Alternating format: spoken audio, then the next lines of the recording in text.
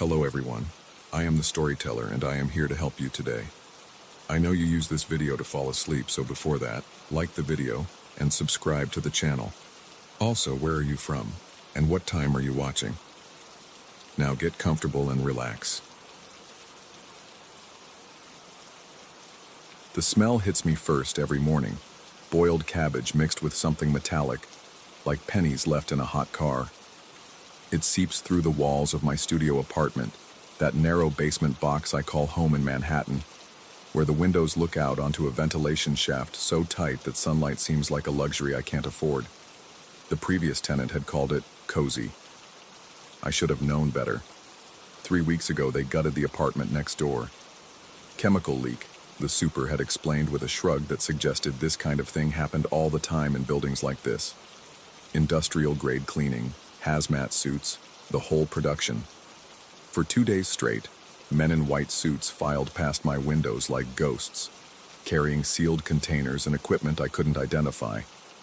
The super had knocked on my door once to warn me about potential odors, but assured me everything was contained. Everything was not contained. The first night after they finished, I woke to that smell, cabbage and burnt metal, so thick I could taste it coating my teeth. I checked every surface in my place, the mini fridge, the hot plate, even the garbage disposal that barely worked. Nothing. The smell seemed to emanate from the walls themselves, strongest near the closet where they'd installed a peculiar door years ago. Painted over so many times it looked more like a thick scar in the wall, sealed shut with what appeared to be industrial adhesive. According to the building's original blueprints, the ones I'd managed to sweet-talk out of the building management office, that door shouldn't exist. The plans showed a continuous wall where the door now stood, leading to what was labeled simply as service corridor. But when I'd asked the super about it, he'd looked genuinely confused, scratching his gray beard and admitting he'd never noticed it before. Probably from renovations in the 70s, he'd said with another shrug. They did all kinds of weird stuff back then. The shadows started moving on the 4th night. I was lying in bed, staring at the ceiling and trying to ignore the smell that seemed to pulse with my heartbeat, when I noticed the darkness on the wall shift. Not dramatically, just a subtle slide from one section to another, like someone had walked past a light source I couldn't see. I turned on my phone's flashlight, sweeping it across the room, but the light revealed nothing unusual, just my sparse furniture, the sealed door, and walls painted that particular shade of off-white that suggested decades of tenants who'd given up caring. The next morning, I convinced myself it had been a trick of streetlight filtering through the narrow shaft, shadows from cars passing on the street above. Manhattan was full of moving lights after all. Perfectly rational explanation.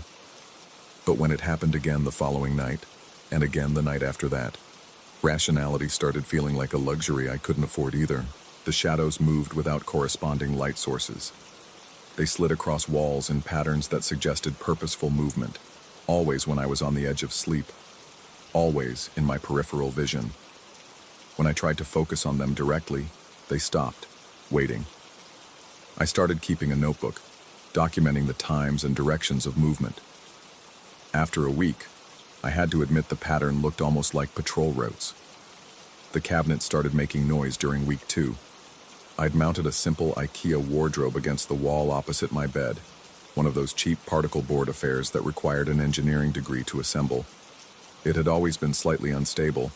Manhattan apartments weren't designed for furniture that required precise measurements, but now it seemed to be settling in ways that defied physics. The sounds came from inside, like wooden joints straining under weight, but I kept it mostly empty. A few shirts, some books, winter clothes I rarely needed.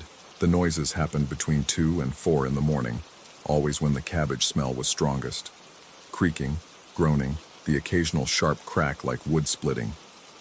I'd installed a simple sliding lock on the doors, more out of habit than necessity, but the sound suggested something was moving around inside, testing the boundaries of its confinement. One night, I worked up the courage to open it during one of these episodes. The lock was still secure, but when I slid it open and peered inside with my phone's flashlight, everything looked normal. Clothes hanging where I'd left them, books stacked on the upper shelf, nothing disturbed. Yet the moment I closed the doors and returned to bed, the creaking resumed. I started sleeping with noise-canceling headphones, but somehow the sounds penetrated even those. The touch came on a Tuesday morning while I was shaving. I keep a small mirror mounted above the bathroom sink, angled to catch what little light filters down through the ventilation shaft. The fluorescent bulb above it flickers constantly, casting everything in an intermittent gray-white glow that makes every morning feel like an interrogation. I was working around my jaw, concentrating on not cutting myself with a blade that had seen better days, when something cold pressed against my right shoulder. Not grabbed, not touched, pressed, like a hand resting there with deliberate weight, fingers spread wide for maximum contact. The cold went through my shirt, through my skin, straight into the bone. I could feel each individual finger, the slight pressure of a palm, even what might have been the ridge of knuckles. I spun around so fast I nearly sliced my ear open, but found nothing behind me except empty air and the narrow hallway leading back to my main room. The bathroom is barely large enough for one person. There was nowhere for anyone to hide, no space for someone to slip away without me seeing them. But I could still feel the cold spreading through my shoulder, a slow ache that took nearly an hour to fade. That afternoon, I tried to research the building's history. The library's computer system gave me access to municipal records going back to the 1940s, but the information was fragmentary. The building had changed hands multiple times, been converted from single-family residential to apartments in 1962, then subdivided further in 1978. During the conversion, they'd apparently discovered a network of service tunnels connecting various basement units, remnants from when the building had housed small manufacturing operations during World War II. Most of these tunnels had been sealed during the 1978 renovation, but the records weren't clear about which ones or why. The only notation I could find was a brief mention of structural integrity concerns and inappropriate tenant access. The sealed door in my closet area wasn't specifically mentioned, but the timing aligned. I decided to install a camera. My plan was simple: mount a small security camera focused on the sealed door and the closet area, then review the footage each morning to see if I could catch whatever was causing the shadows and sounds. I'd ordered a basic wireless model online, something discreet that could record to cloud storage without drawing attention. But every time I approached the closet area with my phone to set up the installation app, the screen went black. Not dead, black. The phone remained on. I could feel it vibrating with notifications, and the moment I stepped away from that corner of the room, the screen would flicker back to life. I tested it methodically, mapping the exact boundary where the effect occurred. Roughly a 3-foot radius around the sealed door, extending into the main room just far enough to include the problematic corner of the wardrobe. I borrowed a friend's phone to test whether it was specific to my device. Same result. Tried an old tablet I kept for reading. Same result. Any electronic screen would fail within that radius, as if something was actively interfering with the display technology. The interference wasn't limited to visual displays, I discovered. Audio recording equipment produced only static within that zone. The building's Wi-Fi signal, normally strong enough to stream video, dropped to nothing. Even my analog wristwatch, a vintage piece my father had left me, stopped keeping accurate time when I spent too long near the door. I started having conversations with the super again, probing for information about previous tenants. He was surprisingly forthcoming once I bought him a few beers at the corner bar. The unit had been empty for almost 8 months before I moved in, he told me. Before that, a grad student from Columbia had lived there for 2 years, but left suddenly without giving notice or retrieving his security deposit. Strange kid, the super had said, peeling the label off his beer bottle with methodical precision. Always complaining about smells, noises. Kept asking about that door in the closet area. Wanted me to open it up, see what was behind it. When I asked why he hadn't obliged, the super had shrugged, his default response to most questions, and explained that the building management company had specific instructions about sealed areas.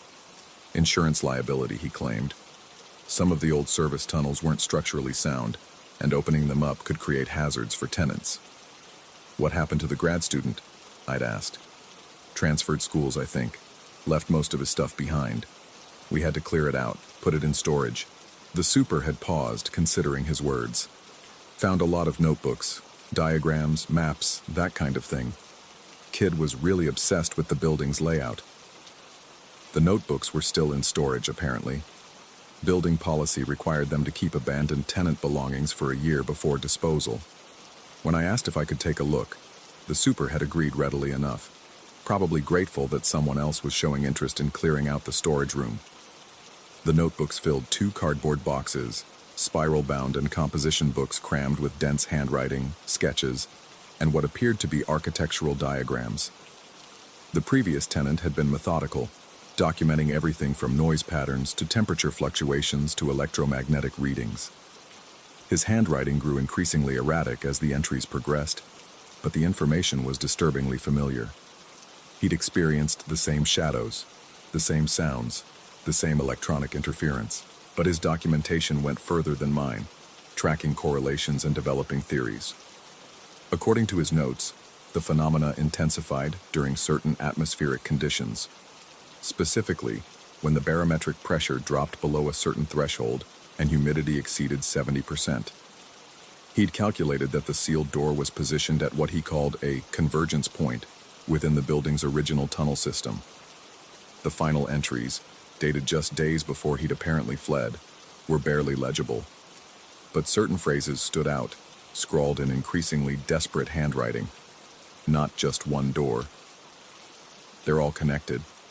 Something is learning. I spent that entire night reading through his research, comparing his observations with my own experiences. The parallels were unsettling, but what disturbed me most was his final sketch. A rough map of the building's basement level, showing not just my unit, but connections to apartments above and below, all leading back to a central point he'd labeled simply as the source. According to his diagram, the sealed door in my closet wasn't an endpoint.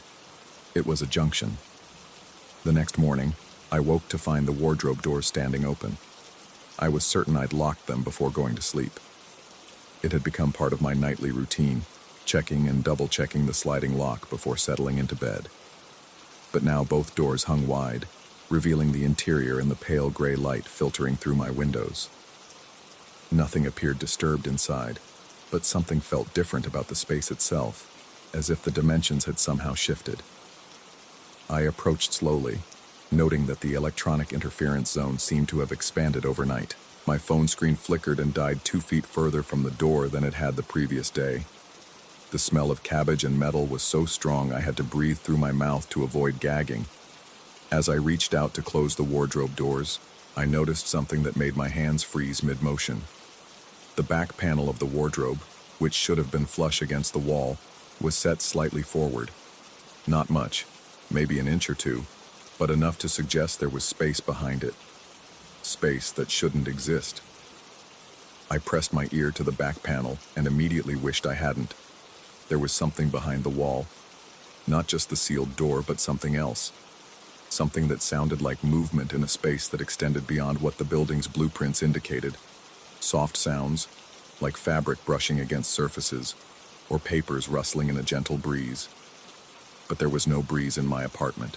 I kept the windows closed to minimize the smell, and the building's ventilation system barely functioned.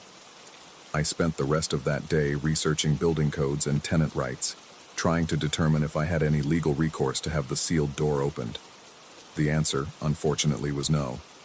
As long as the building management company claimed structural safety concerns, they could refuse access to sealed areas. My lease specifically mentioned that certain building areas were off-limits to tenants. But lease agreements, I realized, didn't prevent me from conducting my own investigation. That evening, I began carefully examining the wall around the sealed door, looking for any signs of recent work or weak points. The paint job was so thick it was difficult to determine what lay beneath, but near the floor, I found a section where the baseboard didn't quite meet the wall properly. Using a butter knife, I was able to pry up a small section of the trim. Underneath, I discovered that the wall construction wasn't what I'd expected. Instead of the standard drywall and studs typical of Manhattan apartment renovations, this appeared to be much older work, brick and mortar, probably original to the building's construction. But more importantly, I could feel air movement through the gap I'd created. cool air that carried with it a stronger version of the familiar smell. Air that suggested the space behind the door was much larger than a simple service corridor. Over the following days, I continued my careful excavation, working only in the early morning hours when the building was quietest. I removed sections of baseboard and trim, exposing more of the original wall construction and confirming my suspicions about airflow. The space behind the sealed door was definitely connected to a larger system, possibly the original tunnel network mentioned in the municipal records. But my investigation had an unexpected consequence. The phenomena in my apartment were intensifying. The shadows no longer waited for darkness. They moved freely during daylight hours, sliding across walls in patterns that now seemed almost conversational. The sounds from the wardrobe had evolved from simple creaking to something that resembled footsteps, pacing back and forth within the narrow confines of the closet space. And the electronic interference was spreading, affecting devices throughout my apartment and apparently bleeding into neighboring units. I knew this because the tenant above me had started complaining to the super about her television cutting out at random times. The woman across the hall mentioned that her cell phone service had become unreliable. Even the building's elevator, which serviced the floors above my basement unit, had begun experiencing what the super called electrical glitches. But the most disturbing development was the temperature changes. The area around the sealed door had always been slightly cooler than the rest of my apartment, but now the temperature differential was becoming extreme. I could see my breath when I approached the closet area, even on warm days when the rest of the apartment was stifling. The cold seemed to emanate from the wall itself, spreading outward in waves that made my bones ache. And there was something else. Sometimes, late at night when the smell was strongest and the shadows most active, I could swear I heard voices. Not clear enough to understand words, but definitely human voices coming from behind the sealed door. Muffled conversations, as if people were talking in the space beyond the wall. Their words filtered through brick and mortar until only the rhythm and tone remained. The conversations always seemed to occur between 2 and 4 in the morning, the same time window when the wardrobe sounds were most active. I started recording these sessions with a digital voice recorder positioned as close to the interference zone as possible. The recordings were mostly static, but buried within the white noise, there were definitely patterns that suggested human speech. I ran the audio through sound analysis software, filtering and amplifying until I could almost make out individual words. Almost. The breakthrough came when I realized the voices weren't coming from behind the sealed door. They were coming from inside the wardrobe. I made this discovery during one of my late-night recording sessions, when I noticed the sound was stronger when I positioned the recorder inside the closet, rather than near the sealed door. Testing this theory, I climbed inside the wardrobe itself, pulling the doors closed behind me and pressing my ear to the back panel. The voices were clear now. 2 people, maybe 3, having what sounded like a planning discussion. I couldn't make out specific words, but the tone was urgent, purposeful, and they were close enough that it seemed like they were in the same room with me, separated only by the thin back panel of the wardrobe, which was impossible. According to the building's blueprints, there was nothing but solid wall behind my closet space. But blueprints, I was beginning to realize, weren't always accurate. The next morning, I made a decision that probably wasn't entirely rational. Using tools I'd bought at a hardware store, a small crowbar, a utility knife, a flashlight, I began carefully removing the back panel of the wardrobe. The particle board came away easily enough, revealing the wall surface underneath. What I found changed everything. The wall behind my wardrobe wasn't solid. Instead of brick or drywall, there was a section that had been filled in with something that looked like plaster and chicken wire, a temporary patch job that had been painted over to match the surrounding surface. And behind the patch, I could see darkness. The opening was small, maybe 18 inches square, but large enough for a person to crawl through if they were determined enough. The edges of the hole showed signs of recent disturbance. Scratches in the plaster, paint flakes on the floor of the wardrobe. Someone had been using this entrance recently.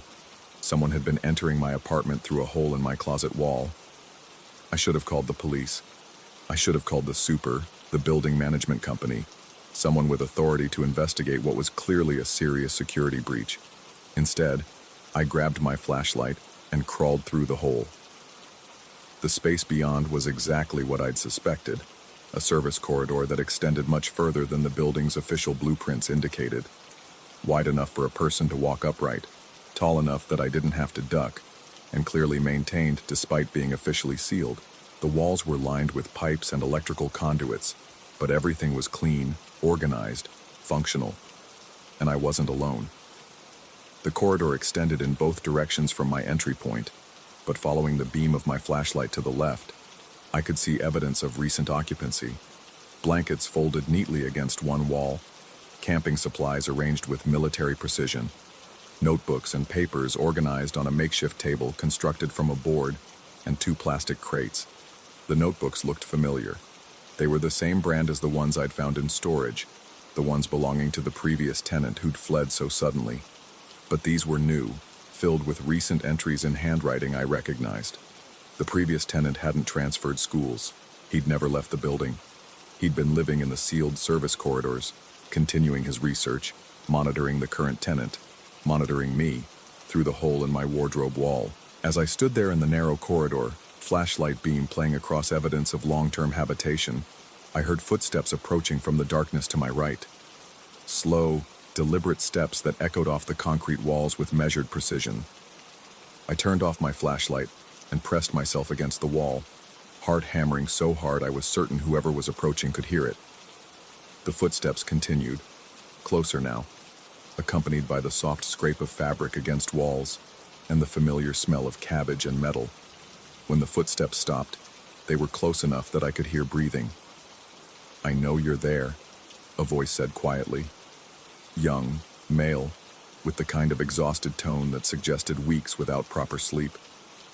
"I've been watching you through the wall. You found the notebooks." I remained silent, trying to control my breathing while calculating distances back to the hole in my wardrobe. "You're making the same mistakes I made," the voice continued, trying to document everything, looking for rational explanations. "But this isn't about rationality. This building isn't what it appears to be."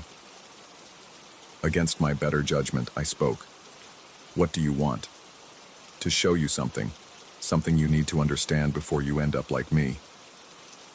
The voice paused, and I could hear the soft rustle of papers.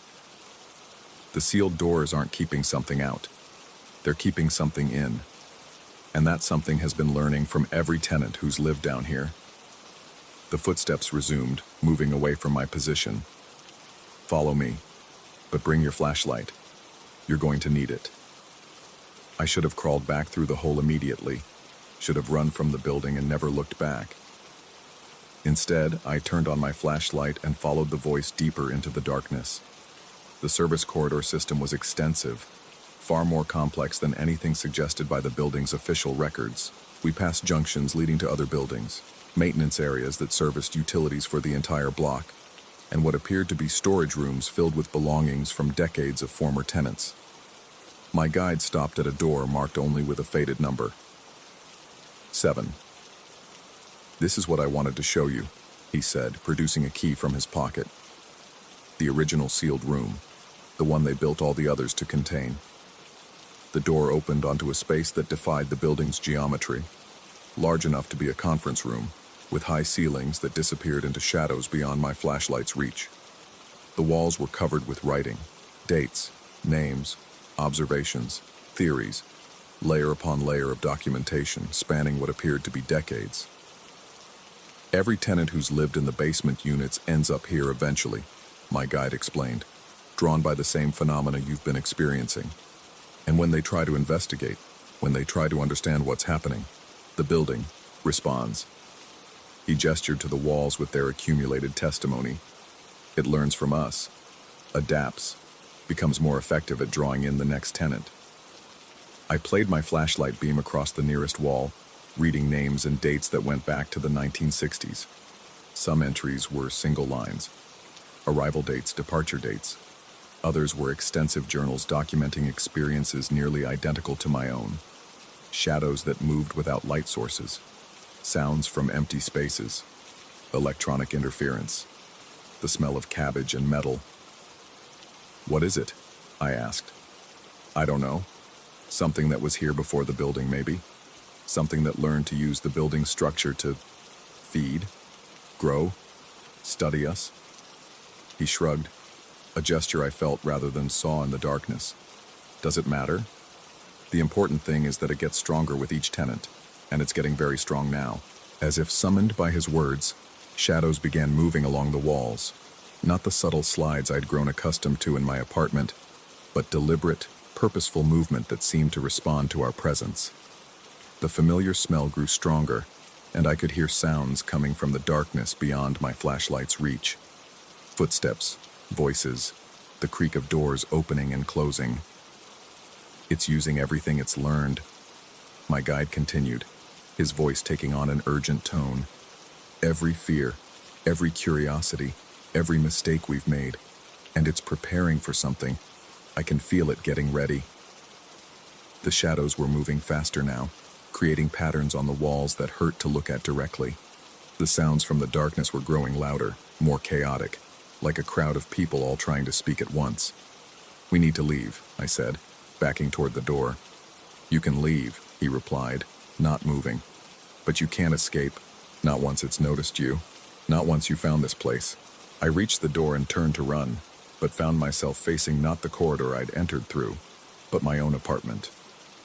The sealed door stood open, revealing my closet with its missing back panel. Beyond it, I could see my bed, my kitchenette, the narrow windows looking out onto the ventilation shaft. But something was wrong with the proportions. The apartment looked smaller than it should, compressed, as if the walls had moved closer together while I was gone. It's learning from your space too, my guide said from behind me, adapting, making itself more comfortable. I stepped through the doorway into my apartment, but the moment my feet crossed the threshold, I knew I'd made a mistake. The door slammed shut behind me, and when I turned back, it was sealed again, painted over as if it had never been opened. The apartment around me was familiar but wrong. My furniture was in the right places, but somehow smaller. The ceiling was lower.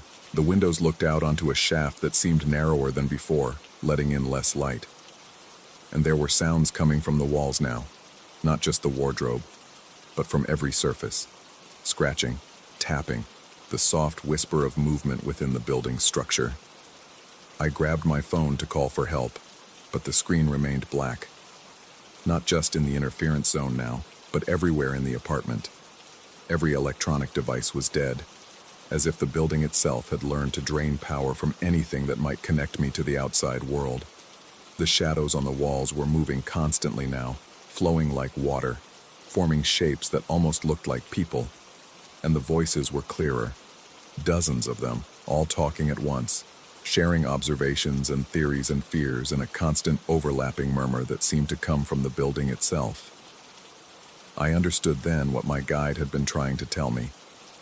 The building wasn't just haunted or occupied by some supernatural entity, it was learning.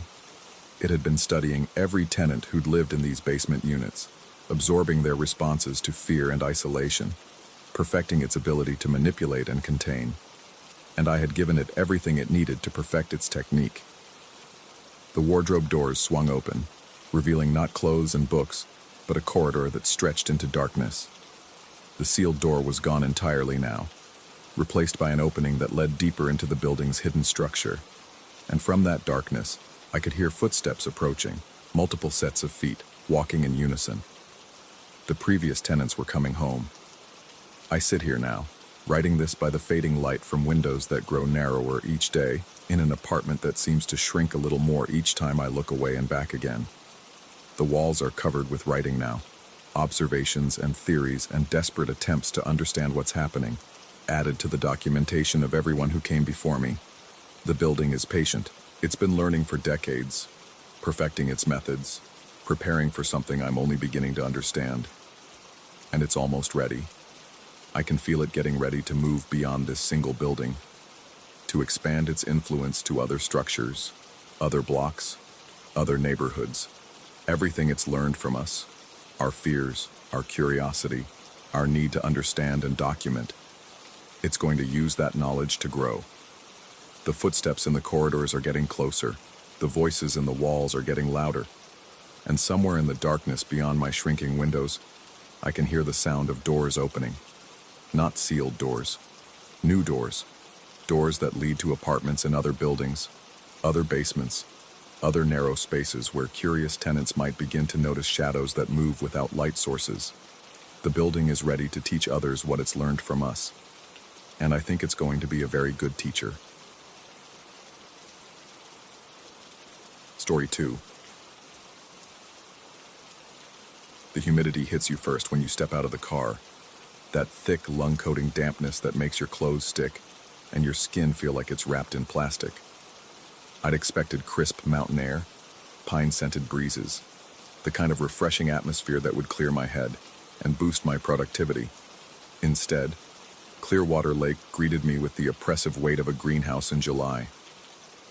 The rental cabin squatted at the water's edge like something apologetic, its weathered cedar shingles dark with moisture despite 3 days without rain. My laptop bag felt heavier as I climbed the porch steps, each board groaning under my weight with the particular sound of wood swollen beyond its natural state. The screen door hung slightly askew, its mesh torn in one corner where something had pushed through from the inside. I'd come here to finish the Morrison project, 3 weeks of uninterrupted coding time away from the city's distractions, the constant ping of notifications, the pressure of open-plan office surveillance, remote work in paradise, or so the listing had promised. The photos had shown sun-dappled water, a cozy interior with exposed beams, a dock stretching into crystalline depths. Reality rarely matches the marketing. The interior smelled of mildew and something else, something organic and stagnant, like the bottom of a pond. I dropped my bags on the plank floor and surveyed my temporary domain. The living room opened directly to a compact kitchen, both spaces dominated by windows facing the lake. A stone fireplace occupied one wall, its hearth blackened but cold. The furniture looked comfortable enough if you could ignore the faint water stains on the upholstery and the way the wooden coffee table's legs had warped, leaving gaps where they no longer met the floor properly. Through the lake-facing windows, the water stretched away in shades of pewter and jade, its surface broken by the occasional dimple of what might have been fish, or something else moving beneath. The far shore disappeared into a haze that seemed too thick for late afternoon, too persistent for natural fog. I unpacked mechanically, hanging clothes in the bedroom's cedar-lined closet, setting up my laptop on the kitchen table where the Wi-Fi signal showed strongest. The routine helped quiet the unease that had been building since I'd turned off the main road and followed the winding gravel track to the cabin. Isolation had its drawbacks, but I'd dealt with solitude before. This was just another workspace, albeit one with better views and worse cellular reception. The first night passed without incident, unless you counted the way my sleep felt too deep, too heavy, like diving into warm water and losing track of which way led to the surface. I woke feeling drugged, my limbs thick and unresponsive, my mouth dry despite the humidity that seemed to have intensified overnight. The windows were clouded with condensation, both inside and out, creating a barrier between the cabin and the world beyond. Work went well enough that first day. The Morrison code compiled cleanly, the database queries ran faster than expected, and I made significant progress on the user interface modules. By evening, I'd earned the luxury of a beer on the dock, my bare feet dangling in water that felt surprisingly warm for a mountain lake. That's when I first saw him. The figure emerged from the lake like something born from its depths, water streaming from a black wetsuit that seemed to absorb the dying light. At first, I thought it was just another vacationer, someone staying at one of the other cabins scattered around the lake's perimeter, maybe a diving enthusiast exploring the underwater topography. But as I watched, the figure moved with an odd, purposeful gait toward the rocky shore about 50 yards from my dock. The build suggested masculine, though the distance and gathering dusk made details impossible, crouched among the granite boulders that jutted from the water like sleeping giants. His movements were methodical, deliberate, as if searching for something specific among the stone crevices. The wetsuit made no sound that I could hear over the gentle lapping of water against the dock pilings. I called out a greeting, my voice carrying well across the still air. The figure paused but didn't turn.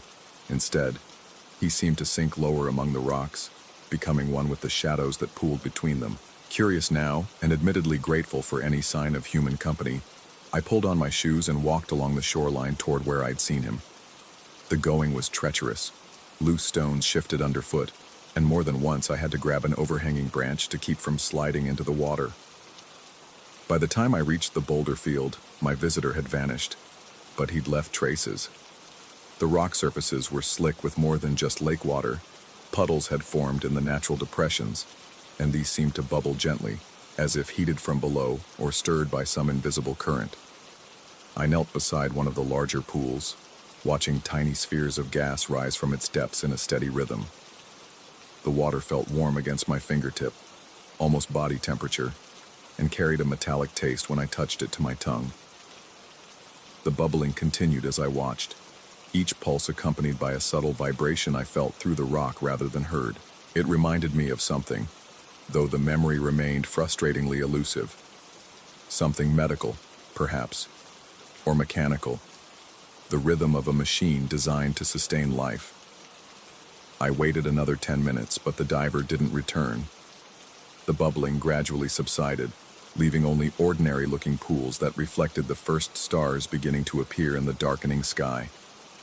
Walking back to the cabin, I felt eyes on my back. The sensation was so strong that I turned several times, scanning the lake's surface for any sign of movement. Each time, I saw nothing but the gentle progression of waves lapping against the shore. The second day brought rain, a steady, soaking drizzle that turned the world gray and drove me indoors. I worked with the lights on and the fireplace crackling, making good progress on the Morrison project's back-end architecture. The repetitive nature of coding provided a welcome distraction from the previous evening's strangeness, and by lunch I'd almost convinced myself that the diver had been exactly what he'd appeared to be. Another tourist, probably staying at one of the cabins on the lake's far side. But afternoon brought drowsiness that seemed to rise from the floorboards themselves. The humidity had increased again, though I couldn't identify a source. The windows were closed against the rain, the fireplace drew properly, and I'd checked the basement for leaks or standing water. Still, the air felt thick enough to chew, and my eyelids grew heavy despite having slept well the night before. I dozed on the couch, laptop balanced on my chest, one hand still resting on the trackpad. Sleep came in layers, each deeper than the last, until I felt myself sinking through the cushions, through the floor, through the earth itself into some vast underground space filled with warm, breathing water. The pressure started gently, a rhythmic weight on my chest that might have been a cat's purring if I'd owned a cat. But the sensation intensified, becoming more purposeful, more directed. Something was pressing down on my sternum in a pattern that felt oddly familiar. 2 quick compressions, pause, 2 more, pause, as if someone were performing CPR or teaching proper technique on a training dummy. I surfaced from sleep gradually, consciousness returning in stages like ascending from a deep dive. The pressure continued for several seconds after I opened my eyes, and I could swear I felt the warmth of hands through my shirt, the weight of someone leaning over me with practiced efficiency. Then the sensation stopped, leaving only the sound of rain against the windows and my own rapid breathing. I sat up, disoriented and vaguely nauseous. My shirt was damp with perspiration, and when I pulled it away from my chest, I found what looked like finger marks pressed into my skin, purple bruises arranged in 2 neat rows on either side of my breastbone. The marks were symmetrical, precise, as if left by someone with medical training. My rational mind offered explanations, sleeping awkwardly on the laptop, the pressure of the couch cushions, some kind of stress-related circulation issue. But the marks were too perfect, too purposeful, and they came accompanied by a lingering sensation of presence, as if someone had been in the room watching me sleep. I photographed the bruises with my phone, noting how they seemed to deepen as I watched, the purple spreading like ink through water. That evening's exploration of the cabin's outbuildings provided a distraction, if not comfort. The shed behind the main structure had been locked with a rusty padlock that yielded to the spare key I found hanging inside an old coffee can on the porch. The door opened with a grinding protest, revealing a space that smelled of motor oil and decades-old wood preservative. Most of the shed's contents were predictable: lawn equipment, paint cans, coils of rope, the accumulated detritus of seasonal maintenance. But on the back wall, protected by a sheet of yellowed plastic, hung a hand-drawn schedule that made me pause. The Clearwater Lake Apnea Club had apparently been more than just a casual group of diving enthusiasts. The schedule, dated 15 years prior, detailed a training regimen that would have challenged Olympic athletes. Members were expected to attend 4 sessions per week, each lasting 3 to 4 hours. The goals were ambitious: 10-minute breath holds, 40-foot depth achievements, something called partner assistance protocols that weren't explained but were marked as mandatory for all participants. Names filled the schedule's roster, though age and moisture had rendered most illegible. I could make out partial entries. J. Mitchell, Level 3, Dr. R. Supervisor, Emergency Protocols, see attached.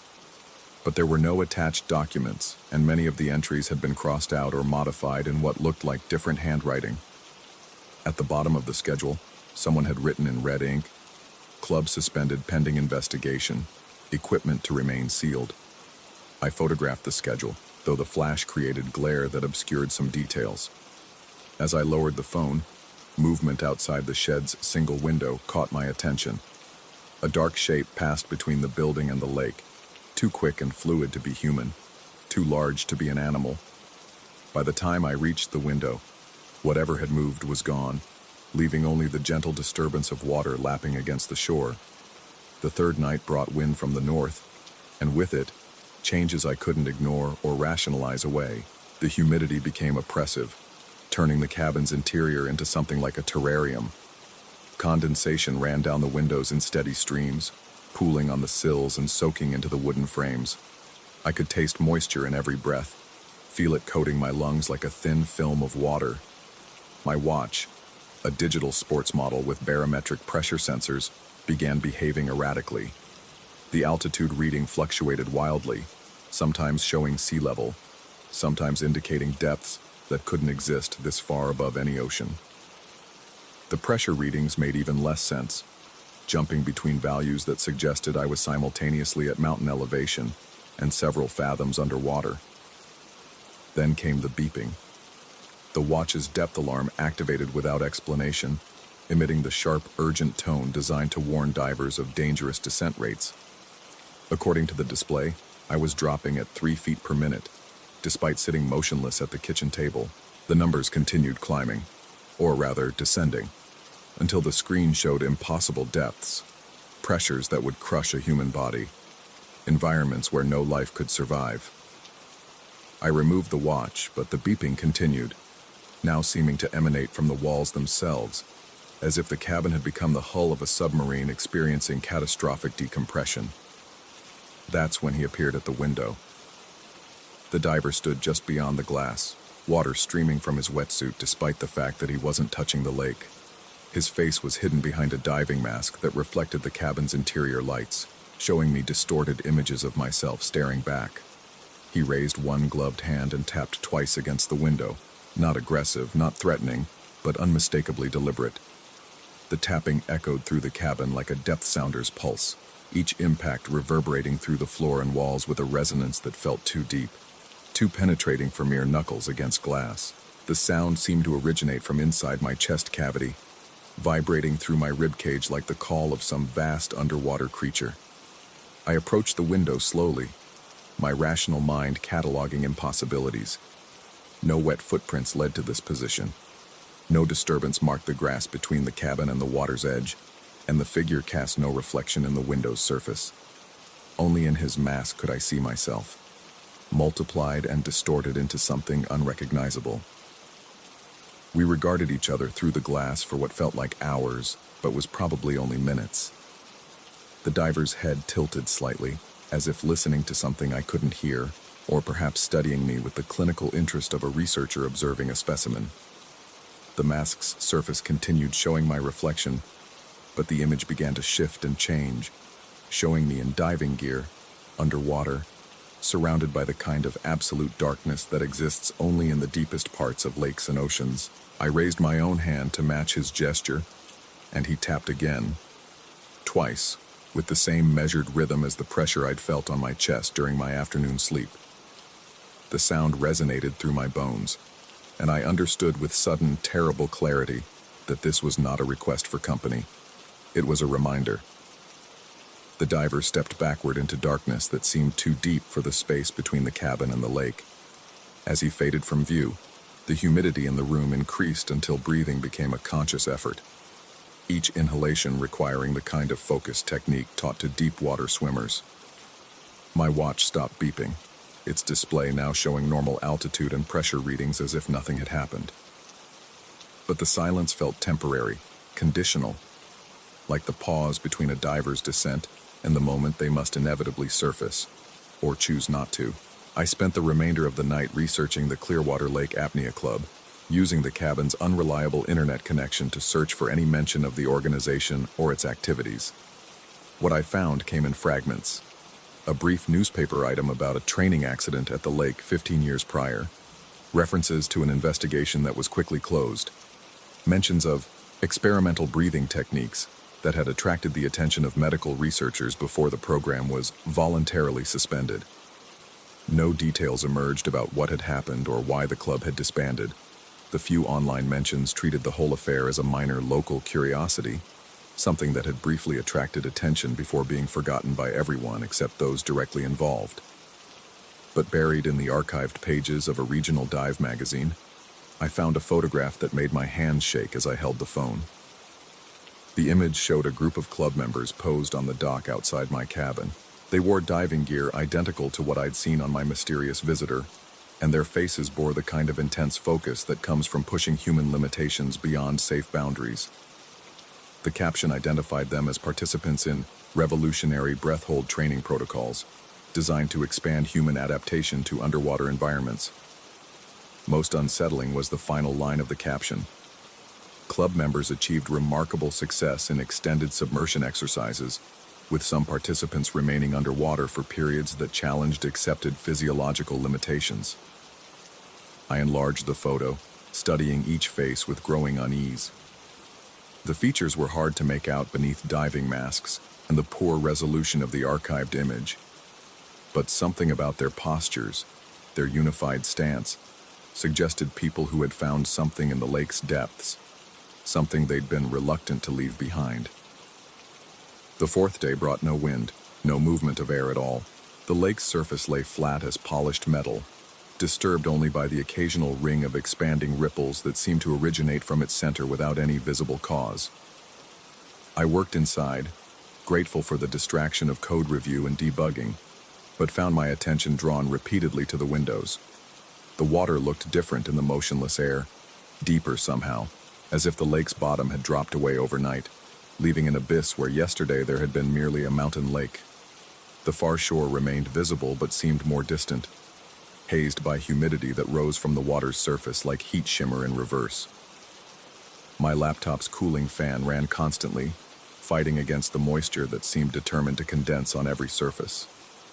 I'd positioned bowls around the room to catch drips from the windows, but the water accumulated faster than seemed possible, as if the cabin were slowly sinking into some vast underground reservoir. Late afternoon brought the familiar drowsiness, but this time I resisted the urge to sleep. Instead, I walked the perimeter of the property, checking for any evidence of my nightly visitors' approach routes. The search proved futile. The grass showed no impressions, the mud at the water's edge bore no footprints, and the rocks where I'd first seen him searching revealed no new disturbances. But the pools between the boulders had returned, bubbling with renewed vigor as if fed by some underground spring. I counted 17 separate formations, each perfectly circular, each maintaining the same rhythmic pulse I'd observed before. The water in these pools remained warm despite the air temperature having dropped with the approaching evening. I collected samples in empty water bottles, though I had no clear plan for analysis. The liquid looked ordinary enough, clear, odorless, with perhaps a slightly higher mineral content than the surrounding lake water, but it felt different against my skin, somehow thicker, more substantial, as if it had been under pressure for a very long time. As darkness gathered, I positioned myself at the kitchen table with a clear view of both the lake and the approach to the cabin. I'd charged my phone and laptop, made coffee strong enough to ensure wakefulness, and prepared to document whatever happened next. The diver appeared just after midnight, rising from the lake's center in a slow, controlled ascent that seemed to take forever. This time, I could see him clearly as he approached. The methodical scissor kick of his fins, the way he moved through the water without disturbing its surface, the steady rhythm of his breathing apparatus despite the fact that he should have been holding his breath. He reached the shore and walked directly to my window, leaving no marks on sand or grass, making no sound that reached my ears. When he tapped twice against the glass, the vibration ran through the cabin's frame like a tuning fork struck at precisely the right frequency. I stood and faced him through the window, close enough now to see details that should have been impossible in the darkness.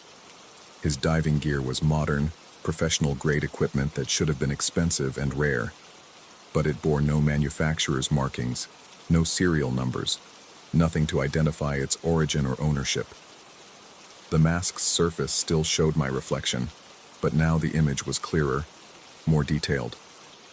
I could see myself underwater, suspended in that peculiar neutral buoyancy that comes only with perfect breath control and absolute stillness. In the reflection, I looked peaceful, comfortable, as if the underwater environment were more natural than the terrestrial world I currently inhabited. The diver pointed toward the lake, then gestured to his diving gear with movements that were unmistakably instructional. He was offering to teach me something, to share some knowledge that could only be gained through direct experience. I shook my head, stepped back from the window, but the reflection in his mask followed my movement, showing me diving deeper, descending through layers of water that became progressively darker and more pressurized. In the vision, for that's what it was, I realized, I wasn't struggling or panicking. I was adapting, learning to exist in an environment where normal human physiology had no business functioning. The diver tapped once more, and this time the sound resonated through my body with such intensity that I felt my ribs flex, my lungs compress, my heart rate slow to the steady rhythm required for extended breath holds. For a moment, I experienced what it might feel like to truly belong in the depths, to find in the crushing darkness and absolute silence a kind of peace that surface dwellers could never understand. Then the sensation passed, leaving me gasping and shaken, while the diver faded once again into darkness that seemed to swallow light itself. I spent the remaining hours until dawn researching breath hold diving, free diving techniques, the physiological adaptations that allow some humans to remain underwater for impossible durations. What I learned both fascinated and terrified me. The human body possesses latent capabilities that surface only under extreme conditions. Trained free divers can slow their heart rates to near-death levels, redirect blood flow away from non-essential organs, and enter states of consciousness that blur the line between life and something resembling hibernation. In these altered states, the normal rules of survival cease to apply. Some practitioners speak of transcendent experiences during deep dives, of encountering perspectives and insights available only in the crushing embrace of profound depths. They describe a kind of underwater meditation that transforms not just their diving abilities, but their fundamental relationship with existence itself. A few accounts mention sensations of presence during extended breath holds, the feeling of being accompanied or guided by entities that exist only in the deepest waters, beings that have learned to thrive where human physiology should fail completely. These stories are dismissed by mainstream diving organizations as hallucinations caused by nitrogen narcosis or oxygen deprivation. But the consistency of the reports, the similarities in description across different cultures and time periods, suggest something more systematic than mere biological malfunction. By morning, I'd made my decision. The Morrison Project could wait. I'd come to the Adirondacks seeking isolation and clarity, but I'd found something far more profound. An invitation to explore not just the depths of Clearwater Lake, but the limitations of my own human adaptation. The Apnea Club's equipment remained in the shed, sealed but not destroyed. If the previous members had achieved remarkable success in extended submersion exercises, perhaps their techniques could be reconstructed, their discoveries replicated by someone with the proper motivation and preparation.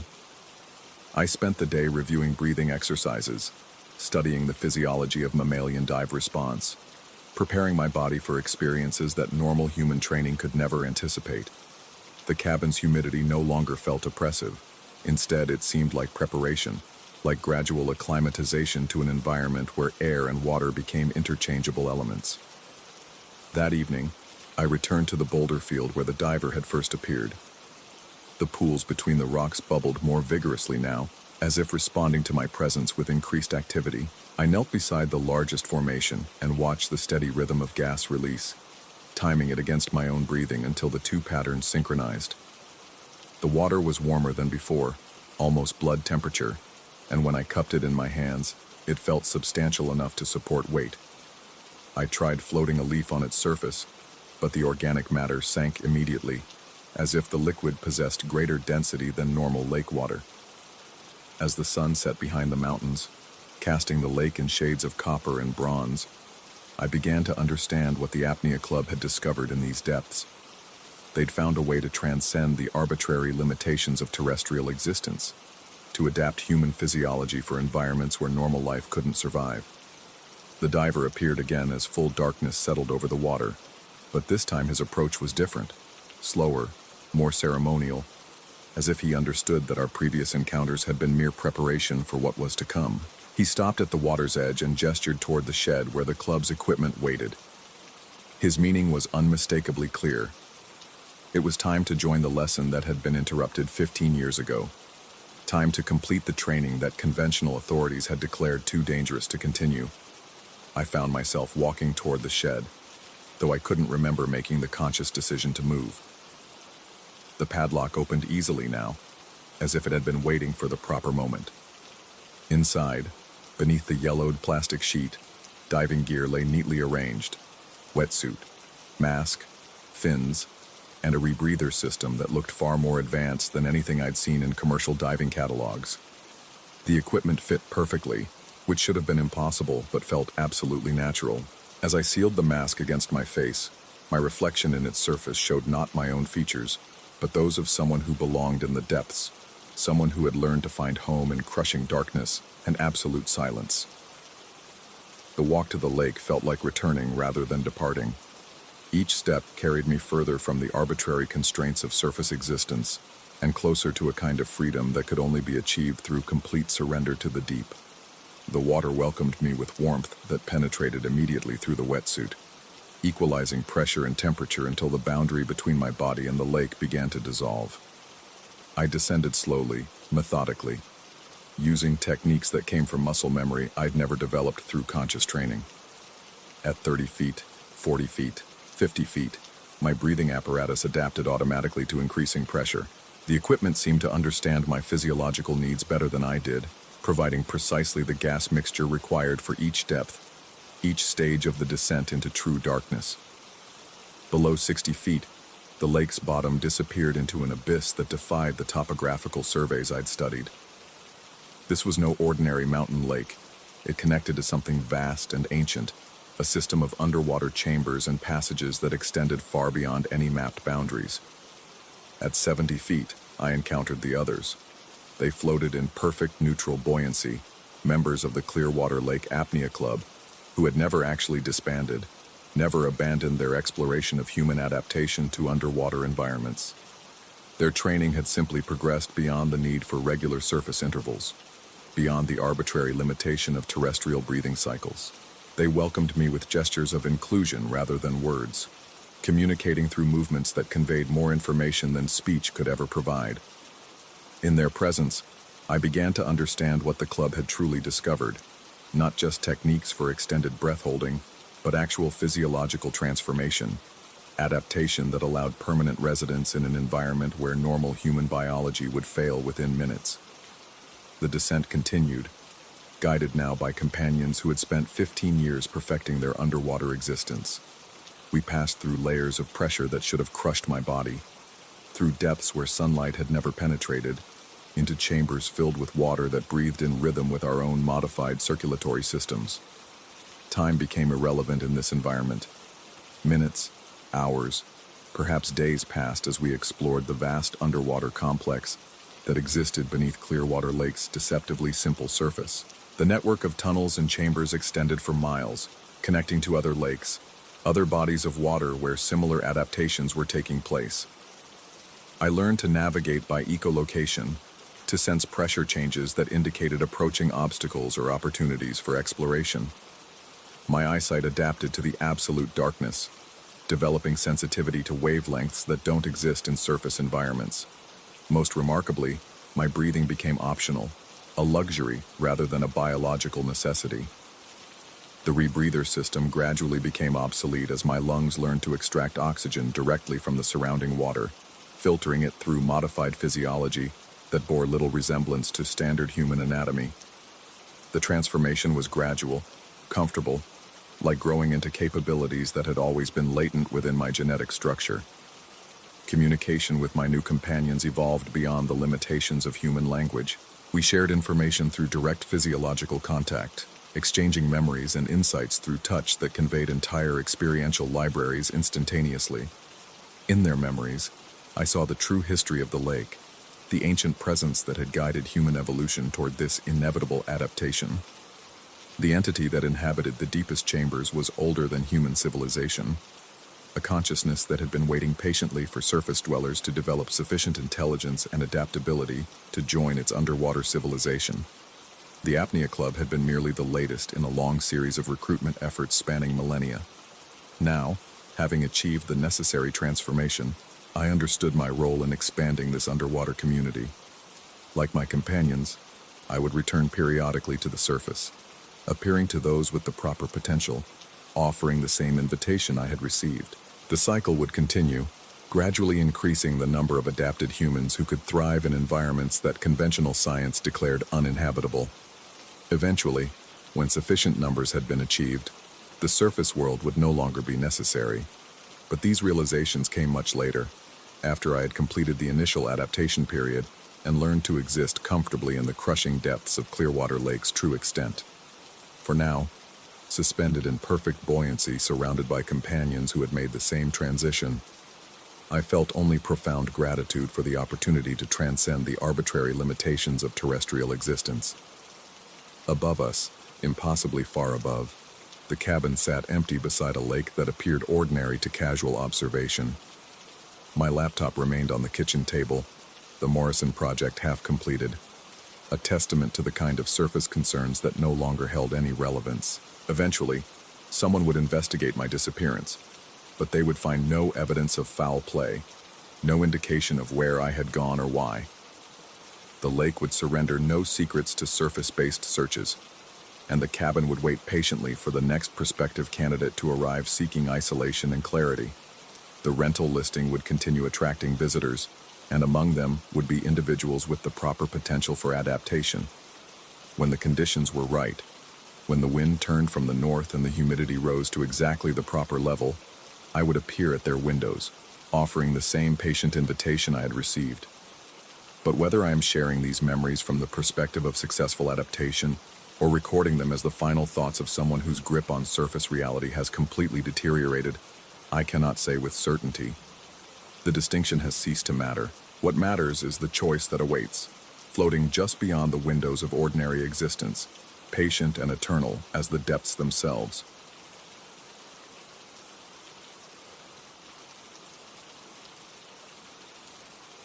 Story 3.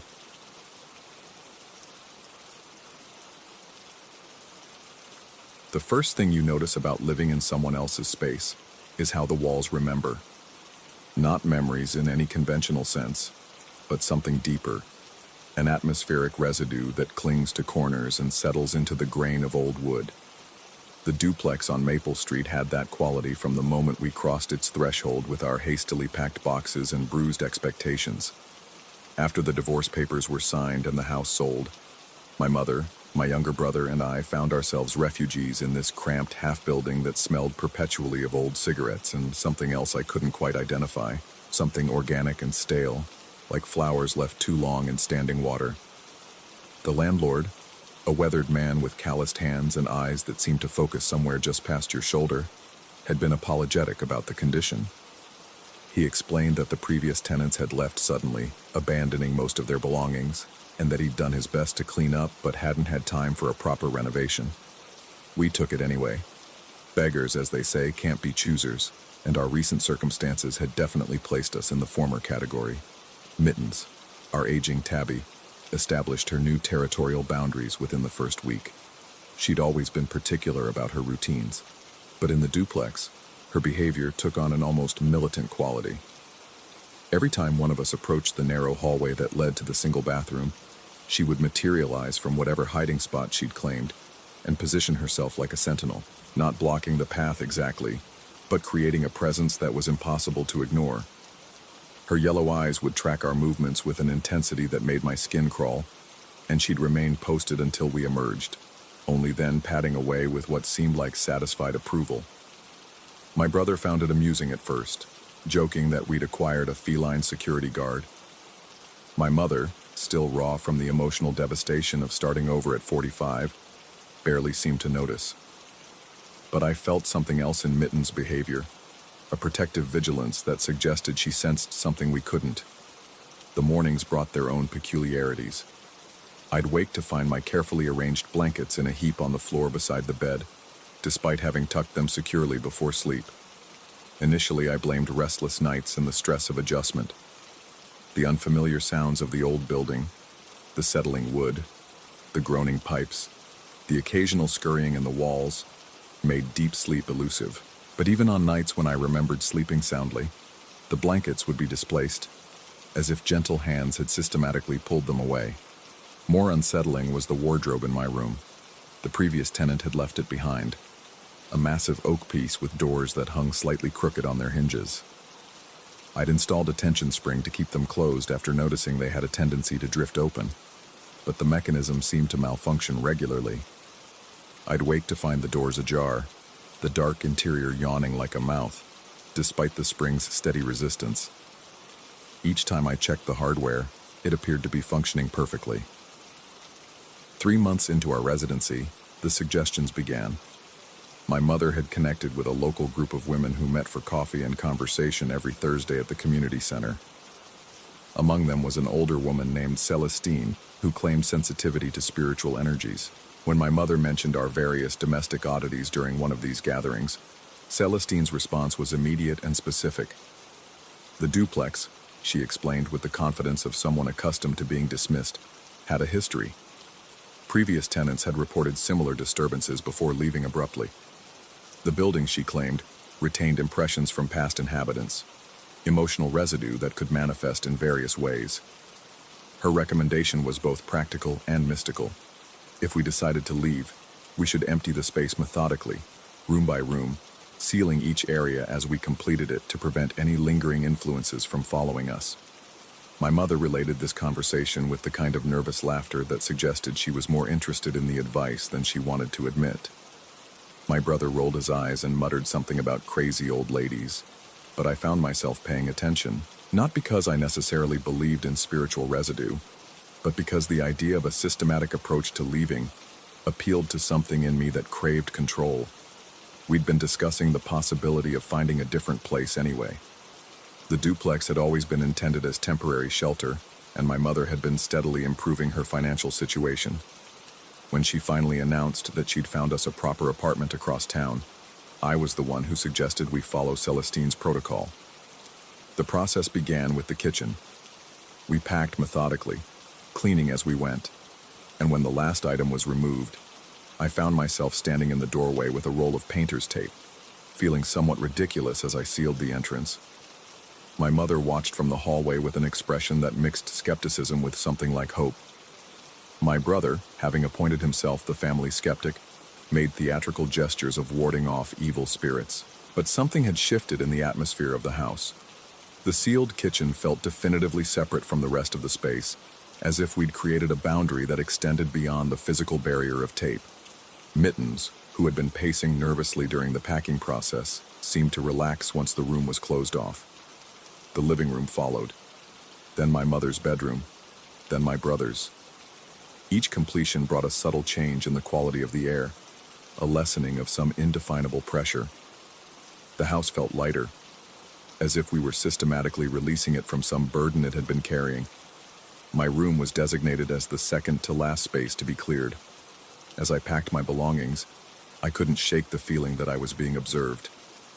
Not by anyone visible, but by some presence that had grown increasingly agitated as we dismantled its domain. The sensation was strongest near the wardrobe, which had remained stubbornly ajar despite my repeated attempts to secure it. When I finally emptied the massive piece of furniture, I discovered why the doors wouldn't stay closed.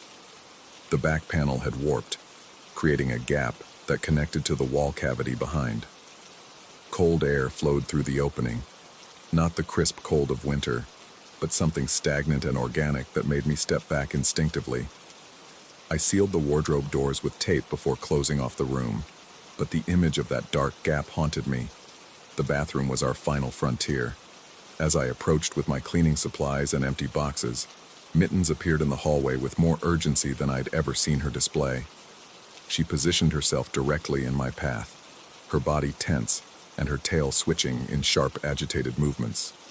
When I tried to step around her, she moved to block me again, this time accompanying her actions with a low, continuous growl that raised the hair on my arms. My mother emerged from her sealed bedroom to investigate the commotion, and together we stood in the hallway, staring at our cat's unprecedented behavior. Even my brother, who had been maintaining his skeptical distance from the entire process, came to observe. Mittens held her position for nearly 5 minutes before finally stepping aside, but her reluctance was palpable. She retreated only far enough to maintain visual contact, her eyes never leaving the bathroom door. The cleaning process felt different this time. Every sound seemed amplified: the splash of water in the sink, the scrape of the toilet brush, the echo of my movements in the small tiled space. But underneath these familiar noises, I began to detect something else. A whisper of sound that seemed to originate from within the walls themselves. Initially, I dismissed it as the building's old plumbing, or perhaps air moving through the heating ducts. But as I worked, the sounds became more distinct, more purposeful. They seemed to be coming from the heating vent near the ceiling, and they carried an almost conversational quality that made me pause in my scrubbing. I climbed onto the toilet seat to bring my ear closer to the vent, feeling foolish but unable to resist. The sounds were definitely voices, faint and distant but unmistakably human. I couldn't make out words initially, just the cadence and rhythm of speech, but gradually individual syllables began to resolve. "Kitchen," came the whisper, so soft I might have imagined it. I held my breath, straining to hear more. "Living room." The voice was different this time, or perhaps the same voice with a different inflection. "Bedroom." Then, after a pause, "Bedroom." My hands began to shake as I realized what I was hearing.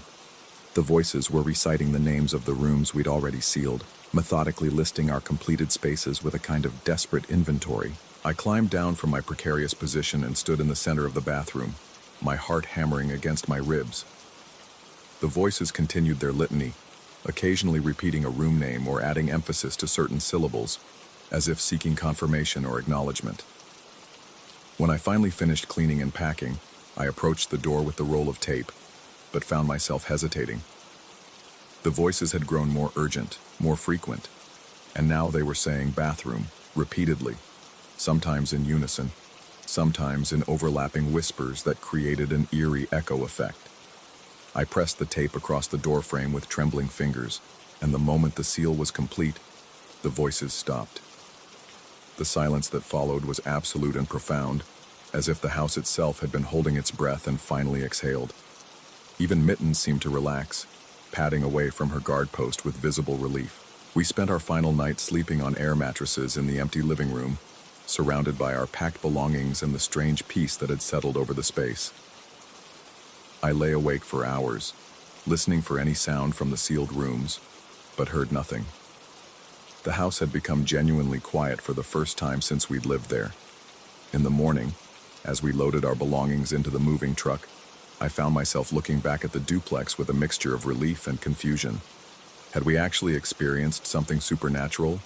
Or had months of stress and displacement created a shared delusion? Had the voices in the heating duct been real? Or had my strained nerves finally manufactured the proof my subconscious had been seeking? The landlord arrived as we were finishing, and his reaction to our systematic sealing of every room was oddly unsurprised. He walked through the space, noting our tape barriers with what seemed like approval rather than annoyance. When I asked if he wanted us to remove the tape before leaving, he shook his head and mentioned that the next tenants wouldn't be moving in for several months anyway. As we drove away from Maple Street, my mother asked if I thought we'd done the right thing by following Celestine's advice. I told her I wasn't sure, but that it had felt necessary somehow, like completing a ritual that had been waiting for us to discover it. What I didn't tell her was that I'd started hearing voices in our new apartment's heating vents the previous night. Faint whispers that seemed to be asking directions, looking for rooms that didn't exist in our current floor plan. Voices that sounded lost, confused, and increasingly frustrated with their inability to find the spaces they sought. I've been thinking about getting tape, just in case. Story 4. The first thing I noticed about the apartment wasn't the exposed brick or the high ceilings that had sold me on the place. It was how the late afternoon sun caught the window glass at just the right angle, revealing faint scratches in the paint along the frame's edge. Someone had carved letters there, shallow, deliberate strokes that spelled out a name, Kathy. I found myself running my finger over those letters during my first week on the 9th floor. The building manager, a heavy-set man with perpetually damp palms, had mentioned the apartment's previous tenant had lived there for nearly 15 years before moving to assisted living. When I asked about the name, he just shrugged and mumbled something about people leaving their marks. "Hello, Kathy," I said to the empty room that first evening, half joking as I unpacked boxes. The city spread out below like a circuit board, Columbus traffic flowing in steady streams of light. It seemed harmless enough, a quirky greeting to acknowledge whoever had lived here before me. The puppy arrived 3 days later. I'd been planning to get a dog for months, but the timing felt right in this new space. The German Shepherd was 8 weeks old, all oversized paws and folded ears, with intelligent dark eyes that seemed to absorb everything. I named him Ranger, though he showed little interest in responding to any name during those first few days. That first night, I set up his crate in the living room, near enough to the window that he could see the city lights. I'd read that puppies needed comfort during their adjustment period, and the gentle glow from outside seemed soothing. But around 2 in the morning, Ranger began to whimper. The sound pulled me from sleep like a hook. When I stumbled out to check on him, he was standing rigid in his crate, staring toward the window. His small body trembled, and a low growl rumbled from his throat. Not the playful warning of a puppy, but something deeper, more primal. "What is it, boy?" I whispered, following his gaze. The window looked exactly as I'd left it, closed, locked. The city lights twinkled peacefully beyond the glass, and traffic moved in its usual patterns 9 floors below. But Ranger's growl intensified, his hackles rising despite his youth. Then, as suddenly as it had begun, the growling stopped. Ranger's posture shifted entirely. His tail, which had been tucked between his legs, began a tentative wag. He looked to my right, to the empty space beside me, and his entire demeanor changed. His ears perked forward, and he made a soft, contented sound, the kind of noise he made when I scratched behind his ears. I turned to look where his attention had focused. Nothing. Just the shadowy outline of my reading chair and the bookshelf I hadn't finished unpacking. "There's nothing there," I told him, though my voice carried less conviction than I'd intended. But Ranger seemed convinced otherwise. He settled down in his crate, resting his chin on his paws with the satisfied air of a dog whose concerns had been addressed. Within minutes, he was snoring softly. I stood there for a long time, watching him sleep, and trying to shake the feeling that something had changed in the room. The air felt different, not colder exactly, but denser somehow, as if it carried weight it hadn't possessed moments before. The next morning brought the first discovery. I'd left 3 glasses on the kitchen counter the night before, water glasses I'd used throughout the day and hadn't bothered to wash. When I wandered into the kitchen for coffee, I found them lined up along the windowsill with military precision, their rims catching the early sunlight. I stared at them for a full minute, trying to recall any logical explanation. Had I moved them in my grogginess when checking on Ranger? The possibility seemed unlikely, but I couldn't think of any alternative. I lived alone, and the building's security made unauthorized entry virtually impossible. Still, I found myself checking the window latch. It was undone. The brass mechanism hung loose in its housing, though I distinctly remembered securing it the night before. It was an old-fashioned sliding bolt, the kind that required deliberate pressure to engage. There was no way it could have worked itself open. I examined the windowsill more closely and noticed something else. Two small indentations in the painted wood, roughly elbow width apart. The marks were worn smooth, as if someone had spent considerable time leaning against this exact spot. "Hello, Kathy," I murmured, and immediately felt foolish for it. Over the following weeks, a pattern emerged. Every few nights, I'd find evidence of this subtle rearrangement. Never anything dramatic, just small adjustments that suggested a careful, organizing presence. Books aligned with geometric precision on shelves, coasters arranged in perfect circles on the coffee table. Once I discovered my mail sorted by size and placed in neat stacks on the dining room table. Ranger had stopped showing any signs of distress. If anything, he seemed more settled than most puppies his age. He slept through the night without incident and showed none of the destructive tendencies I'd been warned to expect. During the day, he often positioned himself near the window, not looking out at the city, but rather sitting with his back to the glass, as if keeping something company. I began researching the building's history. Columbus had its share of older structures, and this one dated back to the 1920s, though it had been extensively renovated in the 80s. The building manager proved less helpful than I'd hoped, deflecting my questions about previous tenants with vague references to privacy policies. It was during one of these conversations that he let slip a detail that stayed with me. We were discussing building maintenance, and I mentioned the window latch in my apartment. "Yeah, that's always been finicky," he said, mopping his forehead with a handkerchief. "Previous tenant used to prop that window open all the time. Said she liked to watch the street activity. Real social type, you know? Used to organize these events, get people on different floors to wave at folks walking by. Made quite a scene." "Events?" "Called them parade-watching parties, though there weren't usually parades to watch. Just regular people going about their business. But she'd get half the building involved, everyone hanging out their windows, waving and cheering like there was some kind of celebration happening down there." He shook his head with fond exasperation. "People on the street started waving back. Became this whole thing for a while. What happened to her? Got too old to live alone safely. Family moved her to one of those nice places with round-the-clock care. Real shame. She had more energy than people half her age." He paused, studying my face. "Why do you ask?" "Just curious about the building's character." But that night, as I stood at the window looking down at the street, I could almost see it. Groups of people leaning out of windows, calling encouragement to strangers below, creating a momentary community out of thin air. The image felt vivid enough that I found myself scanning the sidewalks for any sign of response, any indication that passers-by might still be expecting acknowledgement from above. The glasses appeared on the windowsill again that Thursday. This time, there were 4 of them, arranged with the same precise spacing I'd noticed before, but there was something else. A faint smudge on the window glass, roughly the size and shape of a palm print. It was positioned exactly where someone might place their hand for support while leaning out to wave. I pressed my own palm against the mark. It was slightly smaller than mine. Friday evening, I made a decision that felt both completely rational and utterly insane. I opened the window. The action required more effort than I'd expected. The old mechanism stuck in several places, and I had to work the frame back and forth to get it to slide properly. When it finally gave way, cool autumn air rushed into the apartment, carrying with it the sounds of the city, distant traffic, the murmur of conversations from street level, the occasional honk of a horn.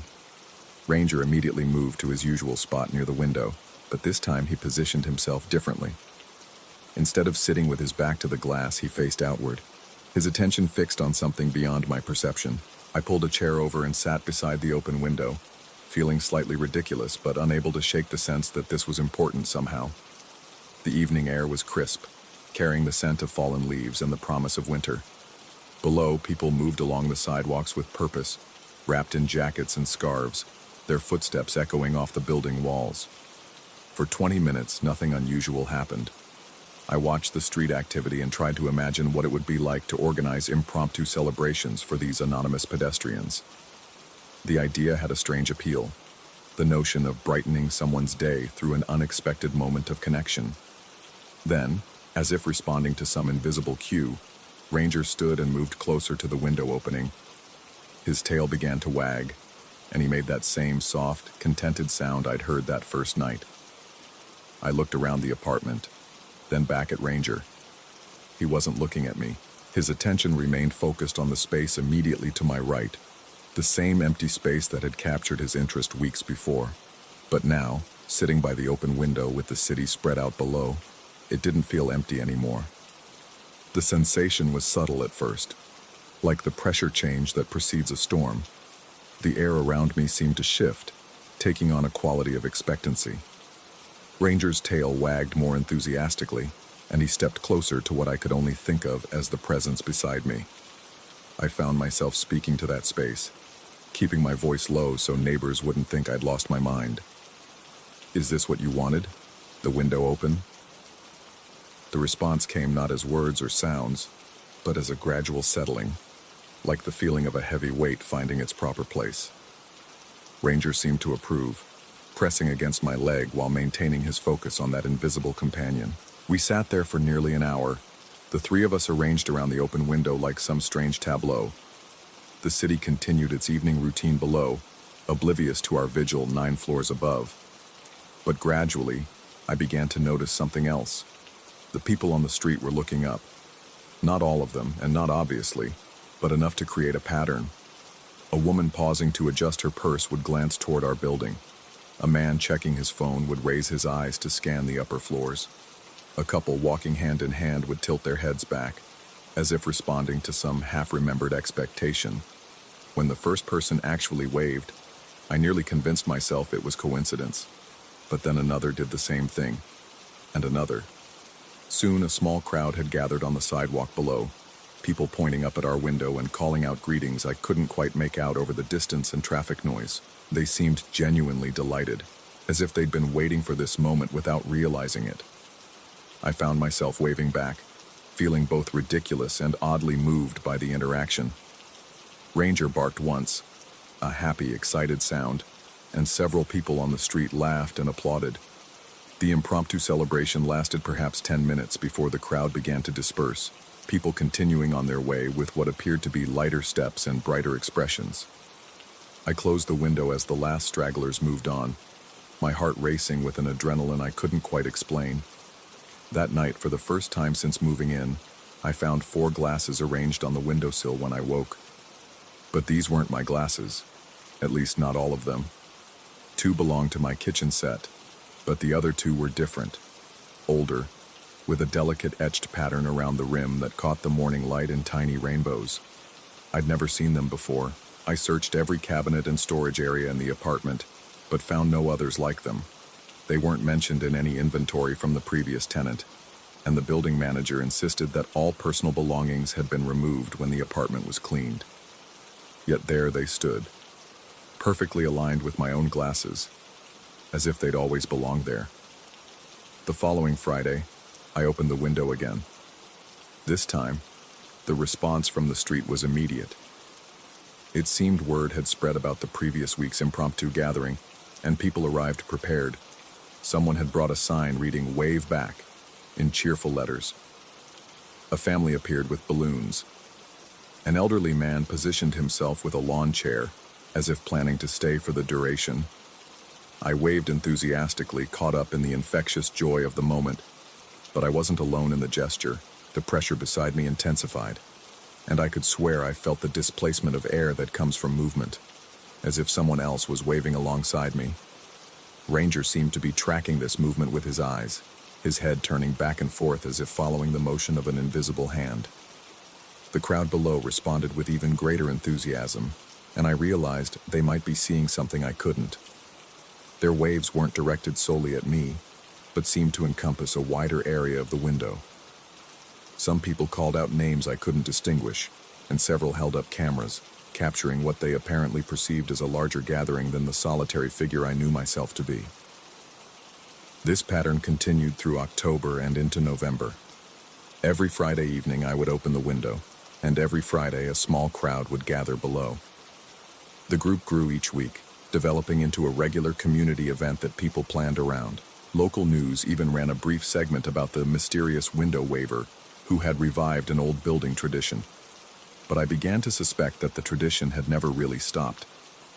During the week, I started paying closer attention to the window area. The elbow marks on the sill grew more pronounced, and I noticed other details. A slight depression in the carpet where someone might stand for extended periods, a worn spot on the window frame that suggested frequent contact. The glasses multiplied gradually. By Thanksgiving, 6 were arranged on the sill each morning, my 2, the 2 etched ones, and 2 others that appeared over the course of several weeks. One was heavy crystal, clearly expensive. The other was simple, clear glass, the kind that might be found in any kitchen, but with a small chip on the rim that suggested long use and careful preservation. I tried moving the unfamiliar glasses to other locations, kitchen cabinets, bedroom dressers, even a storage closet. By morning, they were always back on the windowsill, arranged with the same meticulous precision. Ranger had grown into his oversized paws, becoming the beautiful, intelligent dog I'd hoped for. But his relationship with our invisible companion remained unchanged. He would seek out that presence for comfort when thunderstorms rolled through the city, positioning himself in that same spot beside the window, and settling with the confidence of a dog who knew he wasn't truly alone. Sometimes, late at night, I would hear him making soft conversation sounds, not quite whines, not quite barks, but gentle vocalizations that suggested he was responding to something. When I investigated, I always found him at the window, his attention focused on that familiar empty space that felt increasingly less empty with each passing day. December brought the first snow, and with it, a change in the Friday gatherings. The crowd below began bringing hot chocolate and coffee, turning the weekly event into something resembling a block party. Someone strung lights along the building's entrance, and the whole affair took on a festive, celebratory atmosphere. But I noticed something else during these winter gatherings. The crowd's attention wasn't entirely focused on me. They would wave in my direction, certainly, but their gestures seemed to encompass a broader area of the window.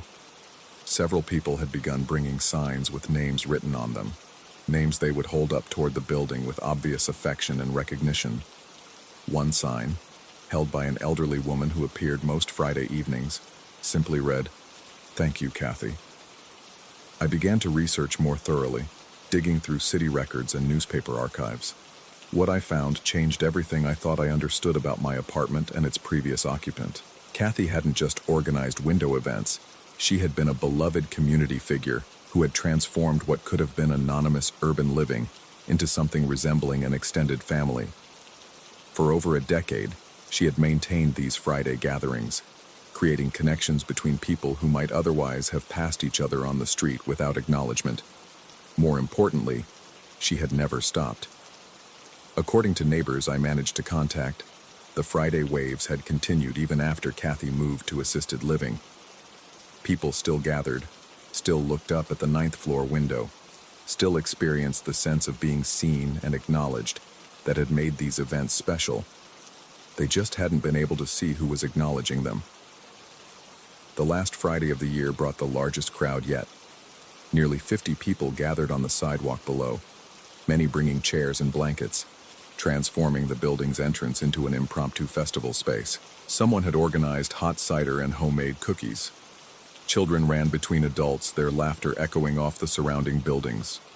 I opened the window despite the cold, and the crowd's response was immediate and joyful. But this time, I paid attention to the details I'd been trying to ignore for months.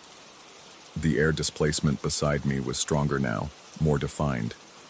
Ranger pressed against my leg, but his attention remained fixed on that presence I couldn't see. And the crowd below, their waves and calls weren't directed solely at my visible form. I could trace their gaze, follow the trajectory of their gestures, and it was clear they were responding to a pair of figures at the window. Their signs and banners weren't meant for me alone. As the evening wore on and the crowd gradually dispersed, I remained at the window longer than usual. The presence beside me felt more solid somehow, as if the attention and affection from below had given it additional substance. That night, I found 7 glasses on the windowsill. The newest was unlike the others, delicate, with a subtle blue tint that caught the city lights like captured sky. When I picked it up, The glass was warm to the touch, as if it had recently been held. I stood there holding that impossible glass, looking out at the city where dozens of people had just participated in a celebration that existed in the space between reality and hope, between the visible and the invisible, between what we know and what we choose to believe. Ranger settled himself in his usual spot, content in the presence of a companion I couldn't see but could no longer deny. The window latch was undone again, though I hadn't touched it. The elbow marks on the sill had deepened slightly, as if someone had spent the evening leaning out to wave at old friends. "Good night, Kathy," I said to the room, to the presence, to the arrangement of glasses that defied explanation, and for the first time since moving in, I could swear I heard a response. Not words exactly, but something like contentment, like gratitude, like the satisfaction of a hostess whose party had gone exactly as planned. I've lived in this apartment for over a year now, and the Friday gatherings have become as natural to me as breathing. The crowd below continues to grow, drawn by something they may not fully understand but recognize as authentic. Children who started attending with their parents now wave with the confidence of regulars. Elderly neighbors make the weekly gathering a cornerstone of their social calendars. The glasses continue to multiply, slowly but steadily. I've stopped questioning their appearance, just as I've stopped questioning the presence that arranges them with such care. Some mysteries, I've learned, are more beautiful when left unsolved. Ranger is fully grown now, a magnificent dog who serves as unofficial greeter for our weekly celebrations. He knows exactly when Friday evening approaches, positioning himself at the window with eager anticipation. His relationship with our invisible companion has evolved into something resembling partnership. They seem to coordinate their efforts, creating a welcoming atmosphere that draws people from blocks away. What I've come to understand is that some forms of community transcend the boundaries we typically accept. The people who gather below each Friday aren't just waving at a window. They're participating in something larger, something that connects them to each other and to the continuing story of this place. Whether Kathy exists as memory, spirit, or something else entirely, I no longer feel compelled to determine. What matters is that the gatherings continue, that people feel seen and acknowledged, that a tradition of kindness persists against all logical explanation. The glasses on my windowsill now number 12, representing what I've come to think of as a guest list for a party that spans the boundary between worlds. Each Friday, as I open the window and wave to the crowd below, I'm reminded that community can manifest in ways that challenge our understanding of what's possible. And sometimes late at night when the city settles into quieter rhythms, I catch myself making conversation with the space beside me, sharing details of my day with someone who may or may not be there, but who certainly feels present enough to matter. The elbow marks on the windowsill have become part of the apartment's character now, worn smooth by what I choose to believe is continuous use. The window latch remains perpetually undone, as if permanently prepared for the next gathering. I've stopped trying to rationalize any of it. Some arrangements, I've learned, are perfect exactly as they are, whether we understand them or not. Story 5. The recording device sits on my desk like an accusation, its digital display frozen at 0.0347.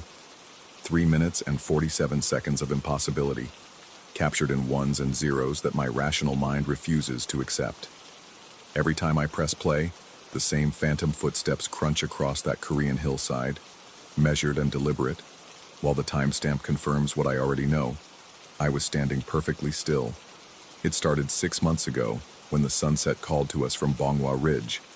We'd been stationed at Camp Carroll for 8 weeks, long enough for the novelty of Korean barbecue to wear thin and the weight of routine to settle into our bones. The ridge overlooked the base, crowned with weathered monuments to conflicts most people back home couldn't pronounce, stone sentinels watching over a landscape that had drunk too much blood to ever truly rest. The others, Rodriguez and Chen, wanted to catch the sunset from up there. Something about getting perspective, seeing beyond the wire for once. I should have said no. Should have suggested the rec center instead, or another round of cards in the barracks. But the hills had been calling to me since we arrived, their ancient slopes whispering promises I couldn't quite hear. The climb took 20 minutes through scrub brush and granite outcroppings. War memorials dotted the path like breadcrumbs, carved tigers frozen mid-pounce, stone soldiers with eyes that followed our movement.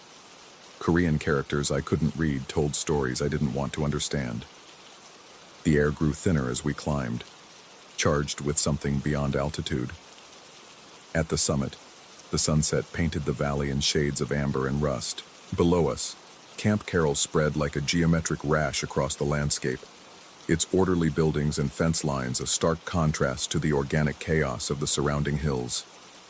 We shared a bottle of soju Rodriguez had smuggled from town, passing it between us as the light bled away. For 30 minutes, everything was perfect. Normal. The kind of moment you describe in letters home without hesitation. Then the sun disappeared behind the western peaks, and something shifted. The air turned electric, not the humid heaviness before a thunderstorm, but something sharper, more intentional. Like the atmosphere itself was holding its breath. Rodriguez felt it first, his joke dying mid-sentence as he looked around with the sudden alertness of a startled animal. Chen followed, his easy smile fading as shadows pooled in the hollows between monuments. That's when we heard the voices. Commands in Korean, crisp and urgent, echoing from somewhere in the undergrowth below. Military cadence, the universal rhythm of authority that transcends language barriers. But there was something wrong with the sound, something that made my teeth ache. The words seemed to bounce and fold back on themselves, creating impossible echoes in a landscape that should have swallowed sound. Rodriguez whispered something about night exercises, but his voice wavered. We'd been briefed on joint training operations, told to expect the occasional South Korean unit moving through the area. Still, protocol demanded we identify ourselves, make contact. We called out in our broken Korean and heavily accented English, waiting for acknowledgement that never came. The voices continued, weaving between the monuments like smoke. Sometimes they seemed to come from directly below us, other times from ridges that should have been empty. When we tried to pinpoint the source, the sound would shift, sliding away from our attention like mercury. We decided to head down. Best to return to base, report what we'd heard through proper channels.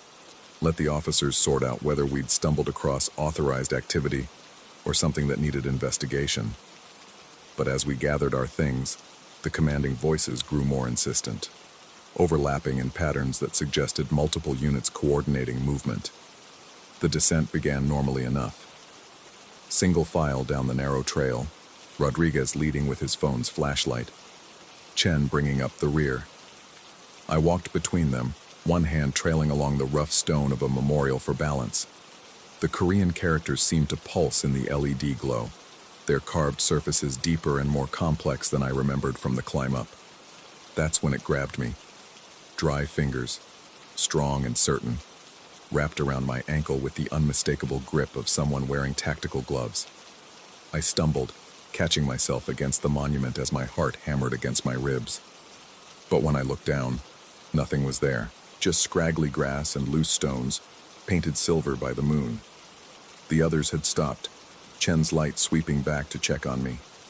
I told them I'd tripped, caught my foot on something, but my voice sounded strange, even to my own ears.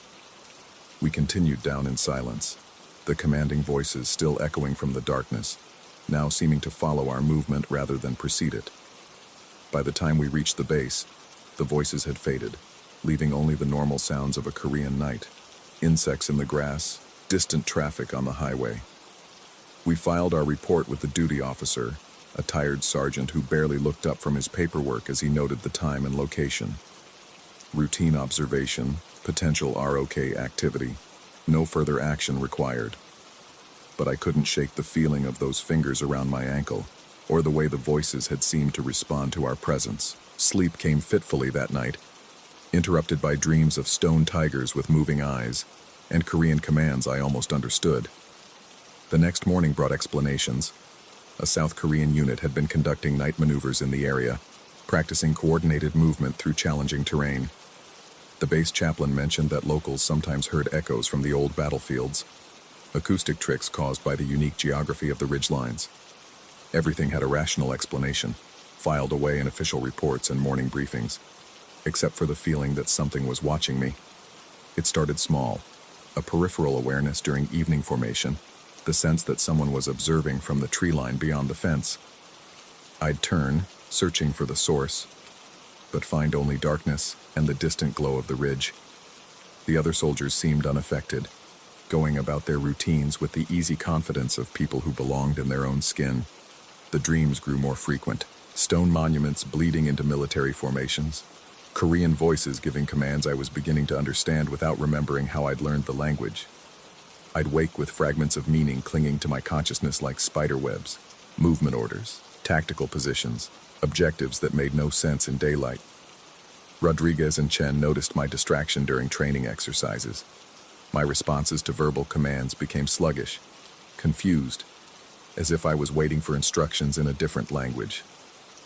The sergeant major pulled me aside for a conversation about focus and commitment, his words barely registering over the sound of distant voices that seemed to emanate from the hills themselves. 3 weeks after our sunset expedition, I returned to the ridge alone. The official reason was personal fitness, a solo hike to clear my head and regain focus. I logged my route with the duty office, carried proper gear, followed all protocols, but tucked into my pack was a digital voice recorder, a cheap device I'd ordered online with the vague idea of documenting whatever was happening to me. The climb felt different in daylight, longer somehow, though the distance remained the same. The monuments appeared larger, their carved details more intricate than I remembered. Korean tigers snarled with fresh ferocity, their stone claws seemingly deeper, more threatening. The soldiers' faces bore expressions of grim determination that I hadn't noticed before, their eyes tracking my movement with uncomfortable precision. At the summit, I activated the recorder and placed it on the flat surface of the central memorial. The device hummed quietly, its red LED confirming that it was capturing whatever sounds existed beyond human perception. I stood perfectly still for 5 minutes, barely breathing, listening to the whisper of wind through grass and the distant rumble of helicopters from the base. Nothing extraordinary happened.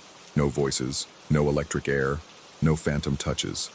Just a man standing alone on a Korean hillside, talking to a machine that would soon prove him either right or insane. The playback came that evening, after evening chow and before lights out.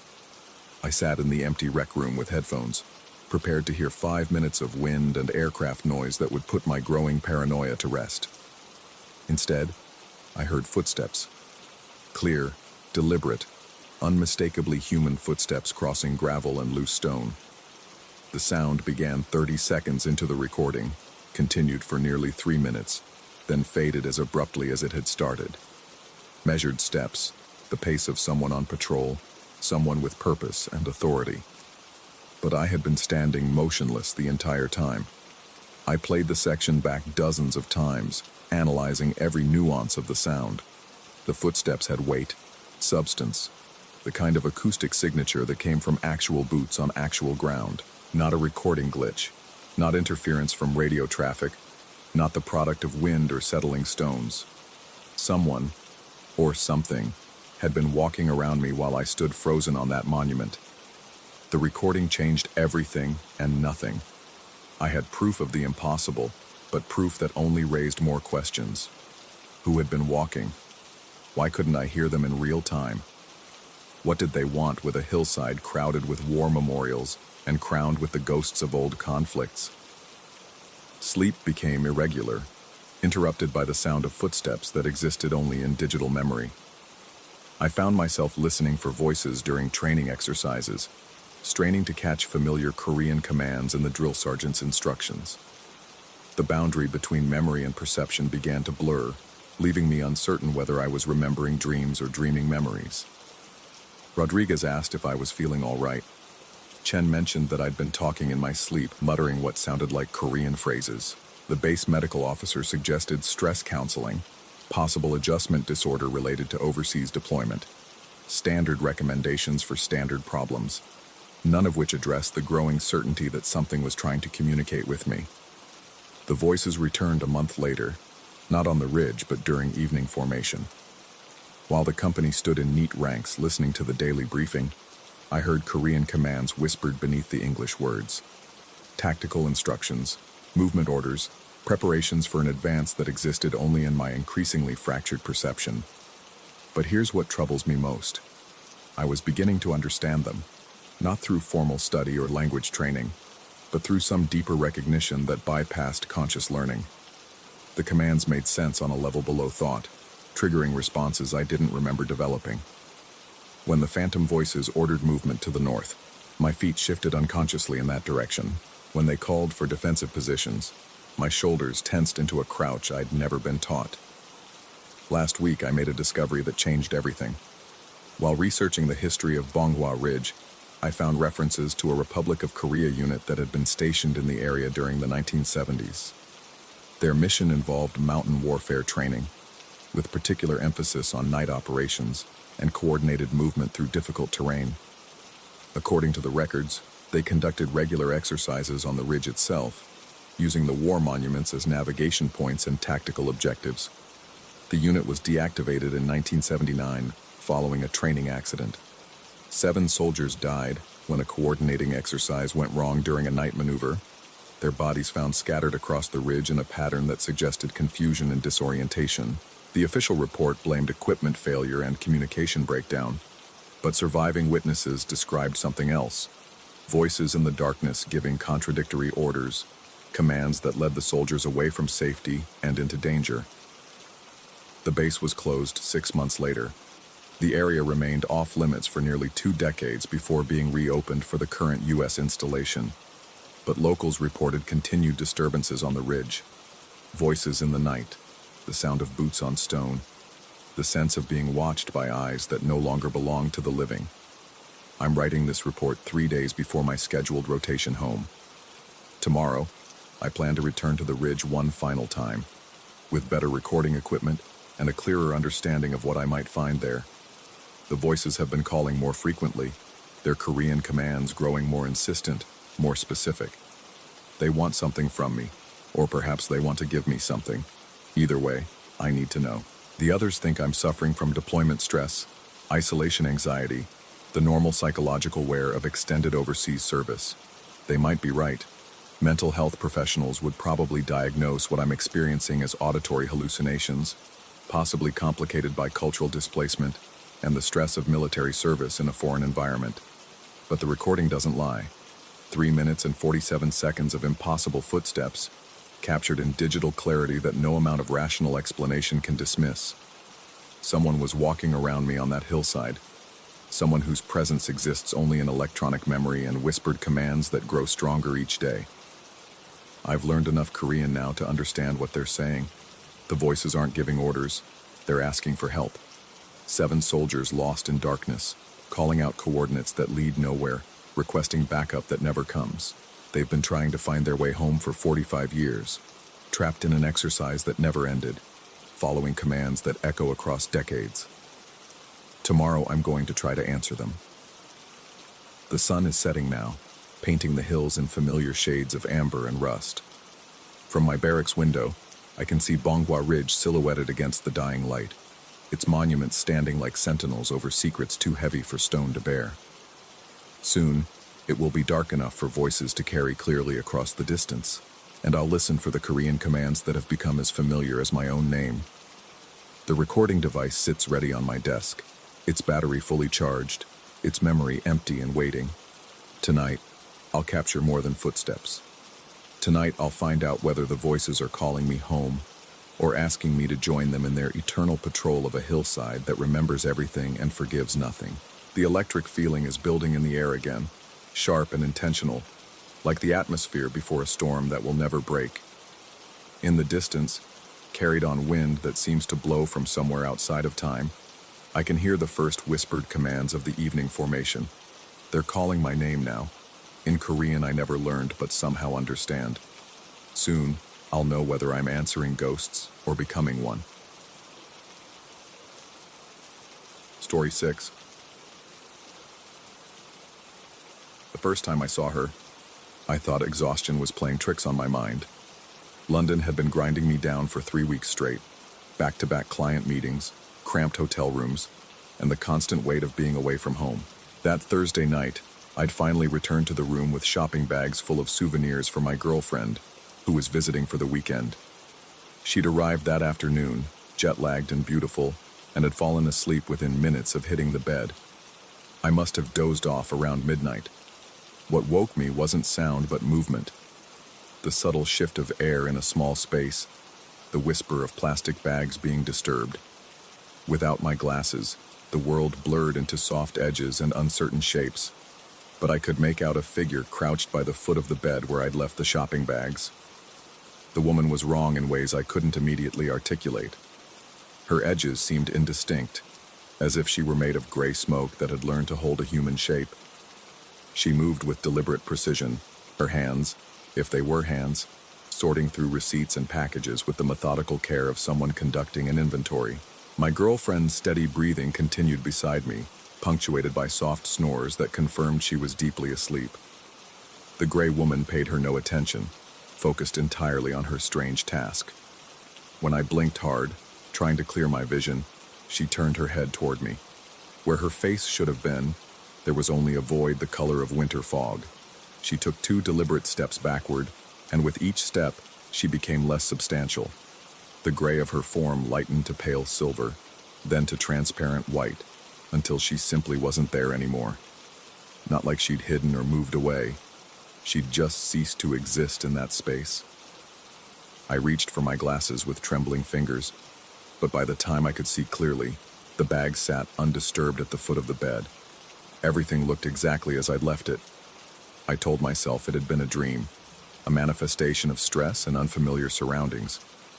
The next morning, 3 price tags were stuck to the wardrobe door in a perfect vertical line, small white rectangles with black text that read $12, $99, $7.50, and $24.99. Prices that matched exactly 3 items from my shopping bags. The adhesive hadn't been there the night before. I was certain of that. My girlfriend noticed them while getting dressed and asked if I'd been organizing receipts. I told her I hadn't, and she shrugged it off with the easy dismissal of someone who hadn't seen what I'd seen. But her casual indifference only amplified my growing unease. Over the following days, small things began to feel wrong in ways that defied explanation. Items in the hotel room would be moved by barely perceptible distances. A water glass shifted 3 inches to the left. A book rotated so its spine faced the opposite direction. The changes were subtle enough that I questioned my own memory, but consistent enough to create a persistent itch of paranoia beneath my skin. The gray woman appeared twice more that week, always in my peripheral vision, always when I was alone. Once I glimpsed her standing perfectly still in the bathroom mirror while I brushed my teeth. When I spun around, the space behind me was empty, but the mirror still held the faintest suggestion of movement, like smoke dissipating. Another time, I saw her seated in the corner chair, sorting through what appeared to be hotel stationery, with the same meticulous attention she'd given my shopping bags. Each sighting left me more convinced I was losing my grip on reality, and each attempt to rationalize the experiences only tightened the knot of dread in my chest. I started taking pictures of the room before leaving, trying to catch evidence of the subtle rearrangements, but the photos showed nothing unusual. Either I was imagining the changes, or whatever was happening existed outside the reach of digital documentation. The price tags continued to appear, always 3 at a time, always arranged in perfect vertical alignment, always on different surfaces throughout the room. They'd show up on the bathroom mirror, the window, the headboard of the bed. The prices varied, but they consistently matched items from recent purchases. Not just my shopping bags, but coffee from the lobby, newspapers from the corner stand, even the fee for the hotel's laundry service. My girlfriend returned to the States after her weekend visit, and her absence only amplified the wrongness permeating the room. Without her steady presence as an anchor to normalcy, I found myself questioning every shadow, every ambient sound, every subtle shift in the air conditioning's rhythm. The hotel room had become a space where the rules of reality seemed to operate under different parameters. The breakthrough came during my 4th week in London. I'd been working late in the room, laptop balanced on my knees, when I noticed movement in my peripheral vision. This time, instead of turning to look directly, I kept my eyes fixed on the screen while watching the reflection in its dark surface. The gray woman moved with purpose, no longer confined to sorting and organizing. She was placing items, small white rectangles that I now recognized as price tags, on surfaces throughout the room. Her movements were ritualistic, following a pattern I couldn't decipher but felt in my bones was significant. She worked methodically, covering every available surface with her strange labels. When she finished, she turned toward me, and even in the laptop's distorted reflection, I could feel the weight of her attention. She extended one arm, that shifting, indefinite appendage, toward the laptop screen itself. A price tag materialized on the reflection, directly over my own image. The numbers read, $847.32. I slammed the laptop shut and spun around, but she was already fading, dissolving like morning mist touched by sunlight. The room was empty, but every surface now bore her white rectangular marks. The walls, the furniture, the ceiling, the floor, even the windows looking out over London's grey skyline. Price tags covered everything like a geometric rash, turning the space into a vast catalog of some unimaginable commerce.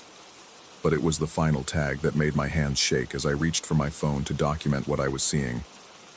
Stuck to the bathroom mirror, positioned exactly at eye level, was a price tag that read $847.32, the same figure that had appeared over my reflection. I took photos frantically, desperate to capture proof of what was happening, but the camera showed only an empty room. No tags, no evidence of the impossible inventory that surrounded me. Yet when I looked up from the phone screen, they were still there, covering every surface in their meticulous grid. The realization crept over me slowly, like cold water rising around my ankles. The gray woman wasn't just cataloging objects. She was cataloging everything. The room, the contents, the space itself, and now, apparently, me. I packed within an hour, throwing clothes and documents into my suitcase with shaking hands. The price tags remained visible until the moment I stepped into the hallway, then vanished as if they'd never existed. The room looked perfectly normal again, ready for the next guest, ready for the next inventory. 3 days later, back home and trying to convince myself it had all been some form of stress-induced hallucination, I found a package waiting on my doorstep. No return address, no shipping labels, just a small cardboard box wrapped in brown paper. Inside was a single price tag, larger than the others, with crisp black text that read $847.32. Beneath the price, in smaller print, were the words, "Paid in full." I carry that tag with me now, tucked in my wallet behind my driver's license. Sometimes, in quiet moments, I take it out and study the precise printing, the clean edges, the way the adhesive back has never lost its tackiness, despite being handled countless times. It serves as proof that something happened in that London hotel room, even if I can't explain what. But lately I've begun to notice other things. Small items in my apartment shift position when I'm not looking. Receipts appear in my jacket pockets for purchases I don't remember making. And sometimes, in the bathroom mirror while shaving, I catch glimpses of movement that shouldn't be there. Yesterday I found 3 price tags stuck to my bedroom wall in perfect vertical alignment. The prices read $15, $67, $3.99, and $847.32. The last one, my price, remains constant, but the others change daily, cataloging transactions I can't identify in an economy I don't understand. I've started sleeping with the lights on, not because I'm afraid of the dark, but because I'm afraid of what might be conducting business in it. The gray woman's inventory continues, and I'm beginning to suspect that being paid in full doesn't mean the transaction is complete. It means I'm permanently listed in her catalog, marked and priced and ready for collection whenever the sale is finalized. The price tags keep appearing, and I keep documenting them, though I'm no longer sure if I'm gathering evidence of supernatural visitation or tracking the progress of my own unraveling mind. The distinction matters less each day. What matters is the growing certainty that something is taking inventory of my life, piece by piece, moment by moment, assigning value to experiences and memories I thought were mine alone. And somewhere in the gray spaces between sleeping and waking, between real and imagined, the woman continues her work. The bill will come due eventually, It always does. Until then, I wait and watch the price tags multiply and wonder what currency she'll accept when the final accounting is complete.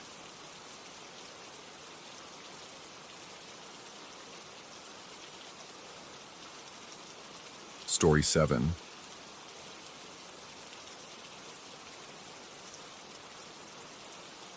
The first time I felt it, I thought it was my imagination. That phantom pressure on my collarbone, light as breath but deliberate as a conductor's baton. It happened during the opening measures of Beethoven's Sonata No. 14, the one everyone calls Moonlight. Though Beethoven himself never used that name.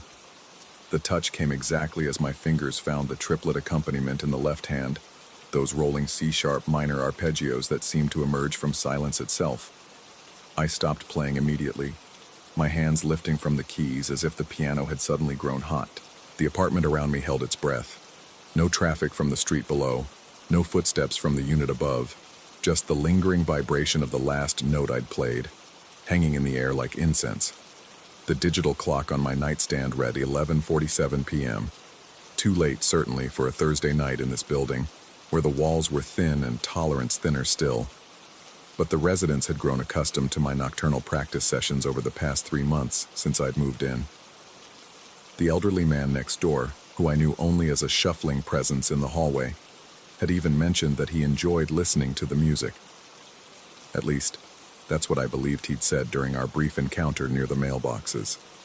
His English was heavily accented, and my Portuguese was non-existent, leaving us to communicate in gestures and smiles.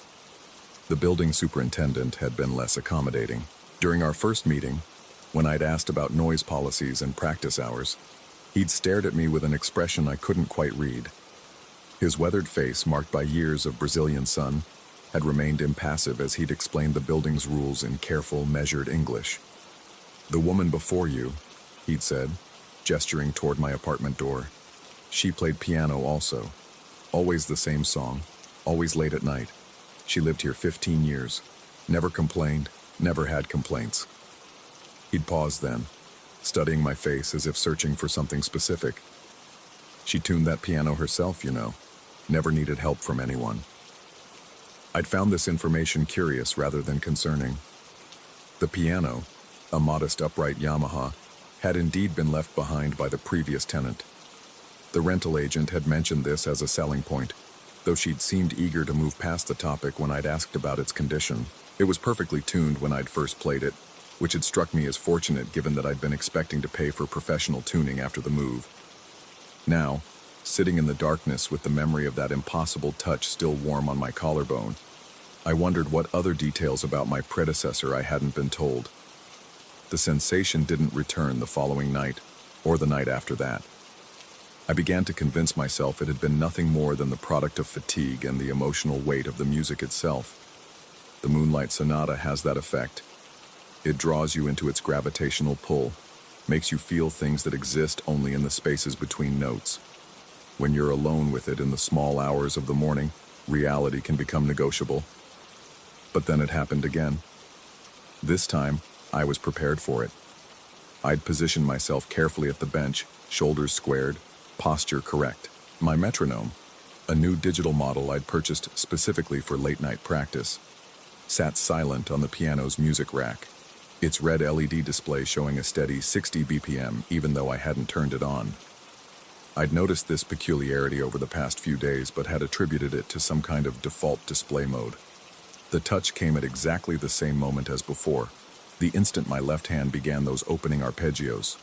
But this time, instead of stopping, I continued to play.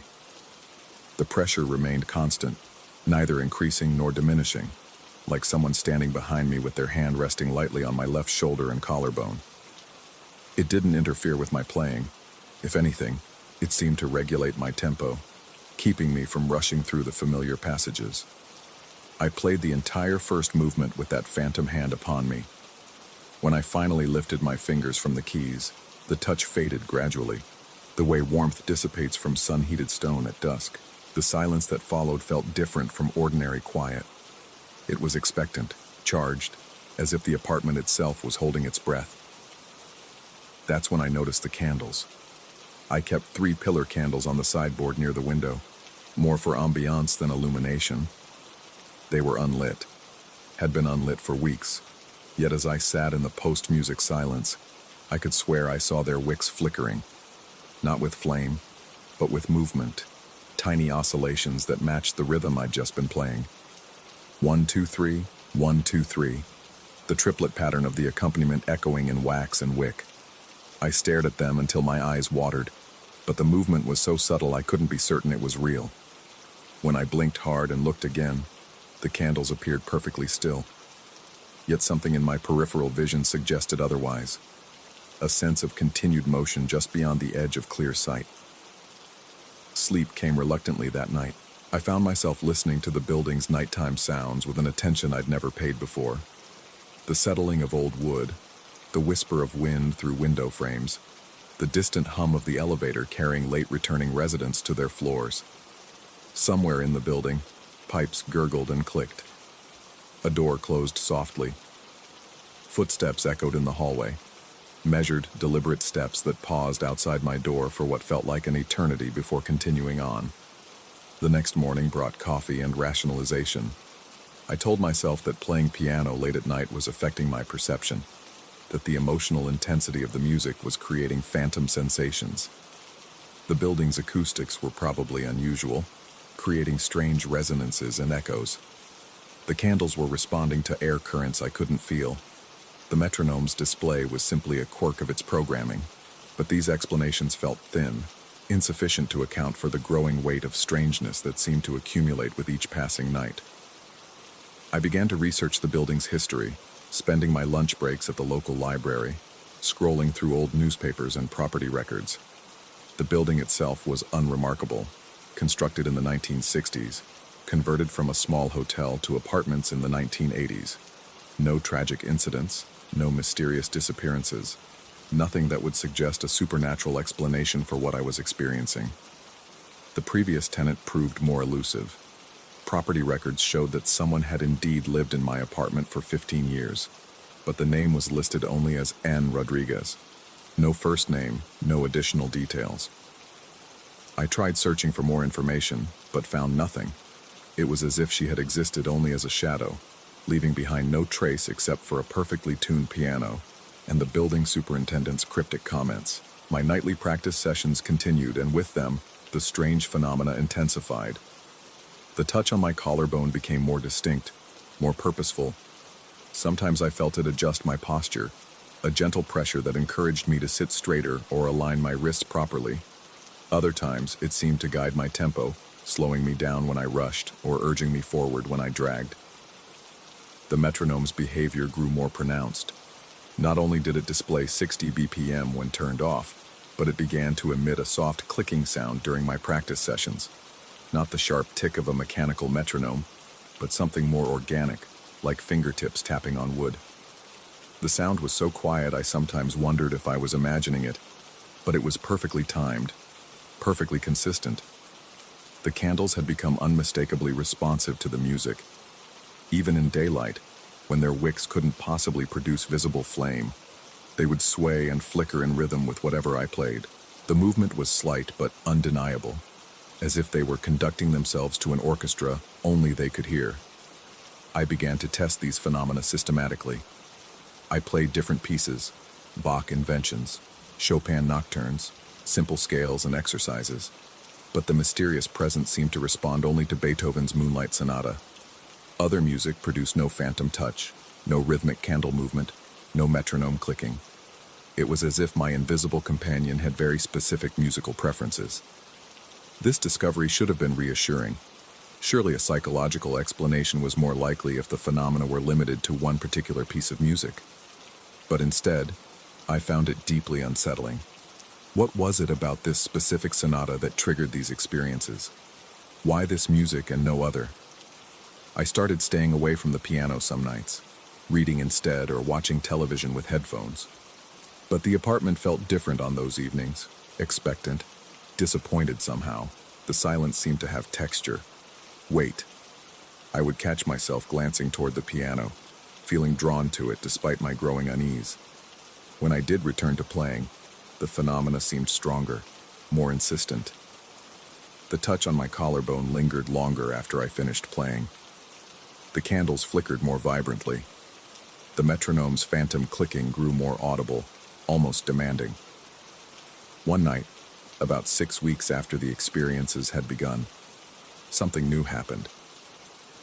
I was halfway through the first movement when I felt the familiar touch on my collarbone, but this time it was accompanied by something else, a presence at my right side, as if someone were sitting beside me on the piano bench. I couldn't see anything in my peripheral vision, but I could sense the weight, the slight shift in the bench's balance. My hands froze over the keys. The apartment fell silent except for the building's usual nighttime sounds and my own quickened breathing. Slowly, afraid of what I might or might not see, I turned my head to the right.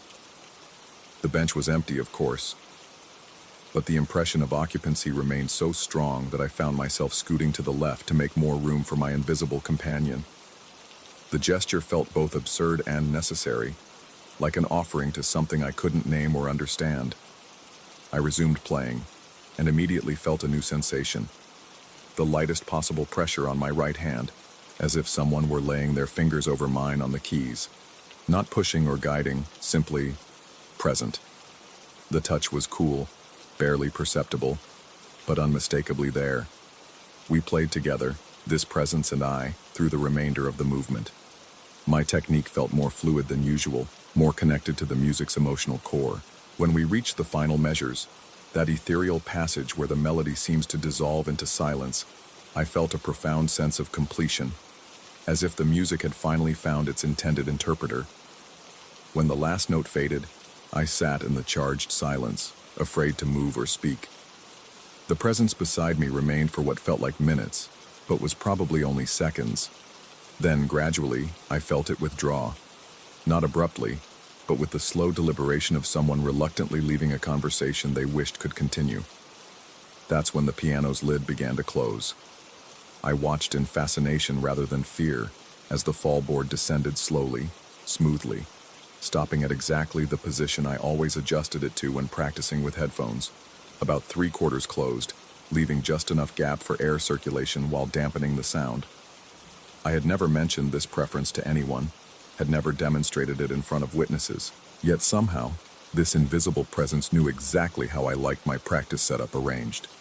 I reached out to touch the fallboard, half expecting my hand to pass through it like a hologram. But it was solid, real, perfectly positioned. I opened it fully again, then closed it to the 3/4 position myself, comparing the angles. The match was exact. The implications crashed over me like cold water. Someone, or something, had been observing my practice habits closely enough to know precisely how I arranged my instrument. But when? During my late-night sessions when I was alone in the apartment? Or had this presence been watching me from the very beginning, learning my preferences, my technique, my musical interpretation? I began to notice other details that suggested prolonged observation. The phantom touch on my collarbone always came at exactly the right moment to prevent rushing. A timing issue I'd been working to correct since childhood. The presence seemed to know which passages I found most challenging, offering support precisely when my confidence wavered. Even the metronome's consistent 60 BPM display matched the tempo marking Beethoven had indicated for the movement. Adagio sostenuto. Sleep became increasingly elusive. I would lie in bed listening to the building's nighttime sounds, trying to distinguish between normal, settling noises and something more purposeful. Every creak seemed potentially significant. Every whisper of air through the ventilation system could be breathing. The building felt alive around me, aware, watching. During the day, I found myself studying my apartment with new eyes, looking for signs of presence or disturbance. Nothing was ever out of place, yet I couldn't shake the feeling that someone had been there in my absence. The piano bench was always in the exact position I'd left it, but somehow it felt like it had been recently occupied. The candles never showed signs of having been lit, yet they sometimes seemed to retain a warmth that had no obvious source.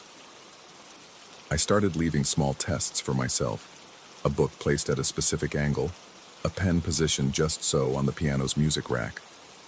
But these markers were always exactly as I'd left them. offering no evidence of interference. Whatever was happening in my apartment was either incredibly subtle or entirely in my mind. The building superintendent seemed to be watching me more closely during our brief hallway encounters. His greetings, always polite, carried an undertone I couldn't identify. Concern, perhaps, or recognition. When I asked him again about the previous tenant, he repeated the same information he'd given me before, almost word for word, as if he'd memorized a script. "She tuned that piano herself," he said again, studying my face with those dark eyes that seemed to hold more knowledge than he was willing to share. Never needed help from anyone. I wanted to ask more specific questions. What was her name? Why did she leave? Did she experience anything unusual in the apartment? But something in his manner discouraged further inquiry. He seemed to be waiting for me to understand something without being told, as if the answers were already available if I knew how to look for them. My practice sessions became increasingly intense. The phantom presence was now a regular companion, its touch more confident, its influence more pronounced. I felt myself playing with a skill and emotional depth that surprised me. Passages that had always challenged me became suddenly manageable. The music flowed through me as if it were finding its natural channel after years of searching. But this improvement came with a price. I began to feel dependent on the presence, uncertain of my ability to play well without it. When I tried to practice during daylight hours, my technique felt clumsy, disconnected. The music lacked the transcendent quality it achieved during my nighttime sessions. I was becoming addicted to these encounters, even as they filled me with growing unease. The candle's behavior escalated as well. They began flickering even when I wasn't playing, responding to music that existed only in my memory or imagination. Sometimes I would find myself humming the Moonlight Sonata while reading or preparing dinner, only to notice the candle swaying gently in rhythm with my internal soundtrack. One evening I decided to experiment. Instead of playing the piano, I sat in my armchair and began to hum the opening movement, watching the candles carefully. Sure enough, they began their subtle dance, wicks oscillating in perfect time with the melody I was producing. But as I continued, something extraordinary happened. I began to hear the piano accompaniment, not loudly, not obtrusively, but with crystal clarity. Those rolling arpeggios in the left hand, the sustained notes in the right, the entire harmonic foundation of the piece being played by invisible fingers on my silent piano. I stopped humming immediately, but the piano continued for several more measures before gradually fading into silence. The logical part of my mind scrambled for explanations. Sound bleeding through from another apartment? Some kind of audio equipment malfunction? But I knew these explanations were inadequate. The music had been too clear, too present, too perfectly synchronized with my humming to have any external source. I approached the piano cautiously, as if it might be dangerous. The keys were still, the fallboard closed to my preferred three-quarter position. I touched the keys gently, and they produced their normal sounds. No mysterious resonances, no phantom notes. Yet I could swear the instrument still held the echo of that impossible music, like a tuning fork that continues to vibrate long after it's been struck.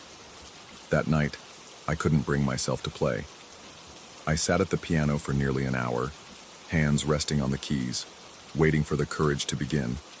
But every time I prepared to start, I felt overwhelmed by the sense that I was not alone, that my performance was being anticipated by someone whose expectations I might not be able to meet. The phantom touch came anyway, even without music. I felt it settle on my collarbone like a familiar hand, neither demanding nor impatient, simply present, waiting. The metronome's display glowed steadily, 60 BPM. The candles flickered in slow, measured rhythms. I realized then that my relationship with this presence had evolved beyond the musical. It was no longer just about the piano or the Moonlight Sonata. Someone, had taken up residence in my life, in my space, in my daily routines. The apartment felt shared now, occupied by two entities who had learned to coexist in an arrangement I didn't fully understand. When I finally began to play that night, the experience was different from all the others. The phantom touch was more assertive, guiding my hands with greater confidence. The presence beside me felt more substantial, more definite. We played together as true partners, and for the first time, I felt like I was the student rather than the soloist. The music that emerged was beautiful beyond anything I had ever produced, or thought I could produce. Every note was perfectly placed, every phrase shaped with exquisite sensitivity. It was as if I had become a conduit for musical ideas that originated somewhere beyond my own understanding. When we finished, I sat in stunned silence, aware that I had just experienced something that transcended normal musical performance. But as the last echoes faded, a troubling realization crept over me. I could no longer tell where my own musical instincts ended and the phantom influence began. The boundary between my playing and this mysterious collaboration had blurred beyond recognition. I was no longer certain which musical choices were mine and which belonged to my invisible companion. This uncertainty extended beyond the piano. I began to question other aspects of my daily experience. Were my food preferences still my own, or had they been influenced by someone else's tastes? When I chose books to read or movies to watch, was I making independent decisions, or following suggestions from a presence I couldn't see? The apartment itself felt different during daylight hours, as if it were resting between more significant nighttime activities. I would catch glimpses of movement in my peripheral vision, shadows that shifted without corresponding changes in lighting, reflections in windows that didn't quite match my own movements. Nothing dramatic, nothing that I could point to as definitive proof of another presence, but a constant accumulation of tiny discrepancies that eroded my confidence in my own perceptions. I began to research the psychology of musical performance, looking for explanations for what I was experiencing. I read about the phenomenon of flow states, where musicians become so absorbed in their playing that they feel disconnected from conscious control. I studied accounts of phantom limb syndrome, wondering if my sensations could be some kind of neurological misfiring. I investigated cases of musical hallucinations, searching for parallels to my own experiences. But none of these explanations felt adequate. The phenomena I was experiencing were too consistent, too interactive, too responsive to be mere psychological artifacts. Whatever was happening in my apartment had an intelligence, a personality, a presence that transcended anything I could attribute to my own mind. The building superintendent appeared at my door one evening, claiming he'd received complaints about late-night piano playing. But when I asked for specifics, which neighbors had complained, what exactly they'd said, he became vague and evasive. No one had actually contacted him directly, he admitted. He'd simply heard the music himself and thought it might be disturbing others. "The woman before you," he said again, using almost the exact same words as before. "She played the same song, always late at night, but no one ever complained about her." I asked him why that might be, but he just shrugged and repeated his earlier assessment. "She tuned that piano herself, never needed help from anyone."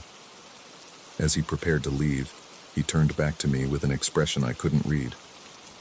"You're learning the song well," he said quietly. "She would be pleased." The pronoun hung in the air between us like a challenge. She would be pleased. Not she would have been pleased. Or, I think she would be pleased if she could hear you. Present tense. As if the previous tenant's approval was still relevant, still possible, still actively being observed and evaluated. I wanted to ask him directly what he meant, but something in his manner suggested that direct questions would yield no useful answers. He seemed to be operating according to rules I didn't understand, sharing information in a way that required me to piece together the implications myself. After he left, I sat at the piano but couldn't bring myself to play. The weight of expectation felt heavier than usual, freighted with the knowledge that my performance was being evaluated not just by my invisible companion, but by others in the building who seemed to know more about my situation than I did. When I finally began the Moonlight Sonata that night, the experience was different once again. The phantom touch on my collarbone felt more like a greeting than a correction. The presence beside me settled in with the familiarity of long acquaintance. As we played together, I felt an overwhelming sense of recognition, as if I were not learning this music but remembering it. The realization struck me with sudden, awful clarity. I was not the first person to experience these phenomena. The previous tenant, the mysterious N. Rodriguez, who had lived here for 15 years, had gone through this same process of musical collaboration and growing uncertainty. She had felt the same phantom touch, had played duets with the same invisible presence, had questioned her own sanity in the same way I was questioning mine. But unlike me, she had apparently found a way to coexist with whatever inhabited this apartment. 15 years of late-night piano sessions, 15 years of supernatural collaboration, 15 years of learning to share her space with something that existed beyond normal understanding. And now she was gone, leaving behind only a perfectly tuned piano and the fading echo of her presence. But perhaps she hadn't really left at all. Perhaps what I had interpreted as a supernatural phenomenon was actually something much more immediate and personal. The musical spirit of someone who had loved this instrument so much that she couldn't bear to leave it behind. The touch on my collarbone shifted slightly, and for just a moment, I could have sworn I felt the texture of skin rather than the neutral pressure I had grown accustomed to. Warm skin, feminine hands, the touch of someone who had spent decades developing the same musical calluses that were now forming on my own fingertips. I finished the movement and sat in the expectant silence that always followed. But this time, instead of withdrawing gradually, the presence beside me seemed to solidify, to become more rather than less substantial. I felt the bench shift slightly under an additional weight that was no longer quite so invisible. Without turning my head, without looking directly, I became aware of a figure in my peripheral vision. Slight, elderly, with the posture of someone who had spent a lifetime at piano benches. Her hands, I could see her hands now, were positioned over the keys in a mirror image of my own, fingers curved in the classic position every piano teacher drills into their students. She was waiting for me to begin again, to continue our duet into the second movement. But I found myself paralyzed by the magnitude of what was happening. This was no longer a matter of phantom sensations or mysterious phenomena that could be explained away by psychology or wishful thinking. This was direct, visual contact with something that should not exist. Yet as I sat there, frozen between disbelief and acceptance, I realized that I felt no fear. The presence beside me radiated nothing but patience and musical passion. She had been alone with her piano for who knows how long, playing the same beloved sonata night after night, waiting for someone who could hear her, could feel her touch, could accept her musical partnership. I began the second movement, Allegretto, the brief interlude between the famous slow movement and the tempestuous finale. My invisible companion joined me immediately, her phantom fingers dancing over keys that produced no sound, but somehow contributed to the music we were creating together. We played as we had so many times before, but now with full awareness of each other's presence. When we finished, I finally found the courage to turn my head and look directly at the space beside me. For just an instant, perhaps a second, perhaps less, I saw her clearly. An elderly Latina woman with iron gray hair and gentle eyes, wearing a faded housecoat that suggested countless nights of solitary practice. She smiled at me with the warmth of shared musical understanding, and I felt an overwhelming surge of gratitude for her patient teaching, her invisible guidance, her willingness to share the music she loved with someone who could appreciate it. Then she was gone, leaving me alone at the piano with my hands still positioned over the keys and the absolute certainty that I had just experienced something impossible. But the metronome continued to glow, 60 BPM. The candles continued their subtle dance. And from somewhere in the apartment, from the walls themselves perhaps, or from the piano's resonant chamber, I could hear the faintest echo of applause, two hands clapping slowly, appreciatively, in the rhythm of an encore that would never end. I knew then that I would never leave this apartment, just as she had never really left it. The music would continue night after night, in collaboration with a presence that existed somewhere between memory and reality, between the living and the departed, between the notes written on a page and the spaces of silence that give them meaning. The Moonlight Sonata would play forever in this space, performed by hands both visible and invisible, for an audience of one who was also somehow two.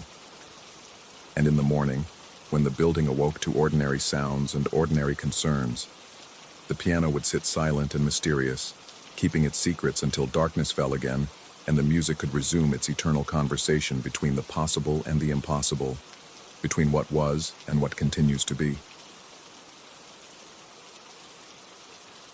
Story 8. Highway 47 cuts through the desert like a scar, and most folks who live alongside it have their reasons for not wanting to be found. The Sunset Vista Trailer Park sits 3 miles past the abandoned gas station, where the asphalt starts cracking and the sagebrush grows thick enough to hide things. I'd been here 8 months when she came, long enough to know that the wind carries sounds it shouldn't, and the nights stretch longer than they have any right to. My double-wide sat at the far end of the park, where the gravel road peters out into hard-pan dirt. I liked the isolation, just me, my 2 cats, and the collection of succulents and desert plants I'd been nursing along since moving here. The terrarium took up most of my kitchen counter, a glass case filled with barrel cacti, ghost plants, and a few specimens I'd rescued from construction sites. Each one had its own handwritten label: Ferrocactus rislizeni, Graptopetalum paraguayense, Cilindro puntia fulgida. I'd always been particular about proper identification. That Tuesday night started like any other. The desert air carried that electric stillness that comes before the temperature drops, and I was reading in my recliner when both cats suddenly went rigid. Patches, the orange tabby, had been sprawled across my lap, but now his ears swiveled toward the kitchen like satellite dishes tracking a signal. The younger one, a gray thing I'd never bothered naming, crouched low by the front door, tail twitching. Then I heard it. A thin whistle, barely audible, like air escaping through a pinhole. It seemed to come from everywhere and nowhere, threading through the trailer's aluminum walls and settling into my bones. The cats disappeared under the couch. I set down my book and listened. Nothing but the usual night sounds. The hum of my refrigerator, the distant rumble of trucks on the highway, the settling creaks of cheap construction, but something felt wrong, the way the air feels heavy before a storm that never comes. The whistle came again, clearer this time, and I realized it was coming from my kitchen. I padded barefoot across the linoleum, my heart doing things it shouldn't. The kitchen was dark except for the soft glow from my phone charger, but there was enough light to see the terrarium on the counter. And there was enough light to see her. She stood with her back to me, bent over the glass case like she was reading the morning paper. Thin as a fence post, with gray hair pulled into a tight bun that looked severe even in silhouette. She wore what might have been a house dress, something shapeless and dark that seemed to absorb the light around it. Her hands rested on either side of the terrarium, fingers splayed like she was blessing it or claiming it. My throat went dry. The front door was locked. I always checked twice. The windows were too small for anyone to crawl through, and besides, they were all closed against the night chill. Yet here she was, studying my plants with the focused attention of a librarian cataloging books. I should have said something. Should have demanded to know who she was or how she'd gotten in. Instead, I found myself holding my breath, afraid that any sound might startle her into doing something I wouldn't want to see. She straightened slowly, like her spine was a rusty hinge. I caught a glimpse of her profile: sharp nose, hollow cheek, that peculiar stillness that comes over people when they're concentrating very hard on something. Her lips were pressed into what might have been a smile, but it was the kind of expression that didn't mean anything good. I reached for the light switch, my hand trembling slightly. The simple act of moving seemed to break whatever spell had held me frozen. I drew in a breath to speak, to shout, to do something that would make this normal again. That's when she turned her head. Her body remained perfectly still, hands still planted on either side of the terrarium, but her head swiveled toward me like an owl's. The motion was too smooth, too complete, rotating further than any neck should turn.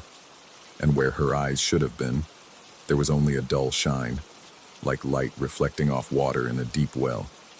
She didn't speak. Instead, she lifted one hand, the movement careful and deliberate, and pointed toward the front door. Not demanding, not threatening, just indicating. as if she were a hostess suggesting I might be more comfortable elsewhere. I backed toward the door without conscious thought, my feet finding their way across the familiar terrain of my own home.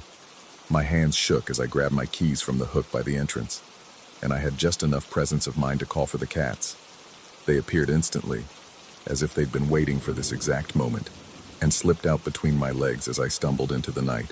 The desert air hit me like a slap, cold and sharp with the smell of creosote and dust. I stood there in my t-shirt and sweatpants, keys cutting into my palm, trying to process what had just happened. Through the kitchen window, I could see her silhouette still bent over the terrarium, motionless as a statue. I got in my truck, the cats huddling together on the passenger seat, and tried to think. Call the police? And tell them what? That an elderly woman had somehow materialized in my locked trailer and politely asked me to leave? That her neck moved like it was on a swivel and her eyes reflected light like an animal's? Instead, I drove to the all-night diner 10 miles up the highway and sat in the parking lot until dawn, drinking coffee from a thermos and watching the windows of my trailer for signs of movement.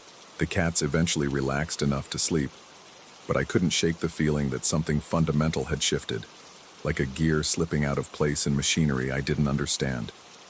When the sun finally crested the horizon, painting the trailer park in shades of orange and gold, I drove back. She was gone. No sign that she'd ever been there except for one thing. The plant labels had been changed. Every single one of them. Where my careful printing had identified each specimen with its proper Latin name and acquisition date, now there were new labels in spidery handwriting. The script was old-fashioned, with elaborate loops and flourishes that belonged to a different era. But it wasn't just the handwriting that unsettled me. It was the content. Waited since 1952, read the label on my barrel cactus. Found me in the Morrison place before the fire, said another.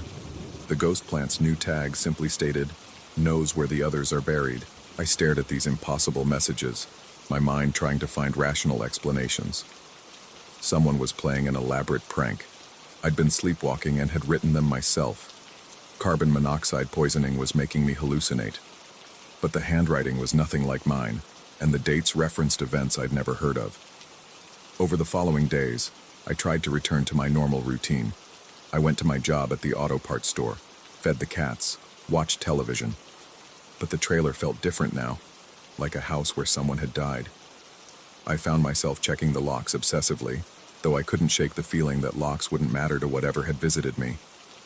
The plant labels remained unchanged, their cryptic messages growing more disturbing the more I studied them. I considered throwing the whole terrarium away, but something stopped me. Maybe it was curiosity. Maybe it was fear that getting rid of them would invite something worse. On Thursday night, I heard the whistle again. This time I was ready. I'd been sitting in the dark, waiting, a baseball bat across my knees. The sound drifted through the trailer like smoke, and I saw the cats bolt for their hiding places. But when I crept to the kitchen, it was empty. The labels, however, had been changed again. He's starting to understand, read one. Soon, said another. The largest cactus bore a new message that made my blood feel like ice water. We've been waiting for him to ask the right questions.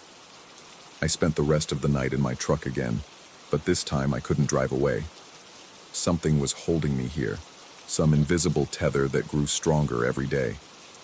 I began to research the Sunset Vista trailer park, digging through county records and old newspaper archives at the library in town. What I found didn't help my peace of mind. The land had a history. Before the trailer park, there'd been a boarding house called the Morrison Place, which had burned down in 1952. 7 people had died in that fire, and 3 more had simply vanished, their bodies never found despite extensive searches. The newspaper articles were full of speculation about foul play, but no arrests were ever made. Before the boarding house, the property had been a way station for travelers crossing the desert. Records from the 1800s mentioned disappearances, strange lights, and travelers who arrived speaking of encounters with the tall woman who knows the plants that grow over bones. I tried to tell myself it was coincidence, but the dates kept aligning. 1952, the Morrison Place. And now my plants were bearing witness to something I didn't want to understand. Friday night, I decided to stay.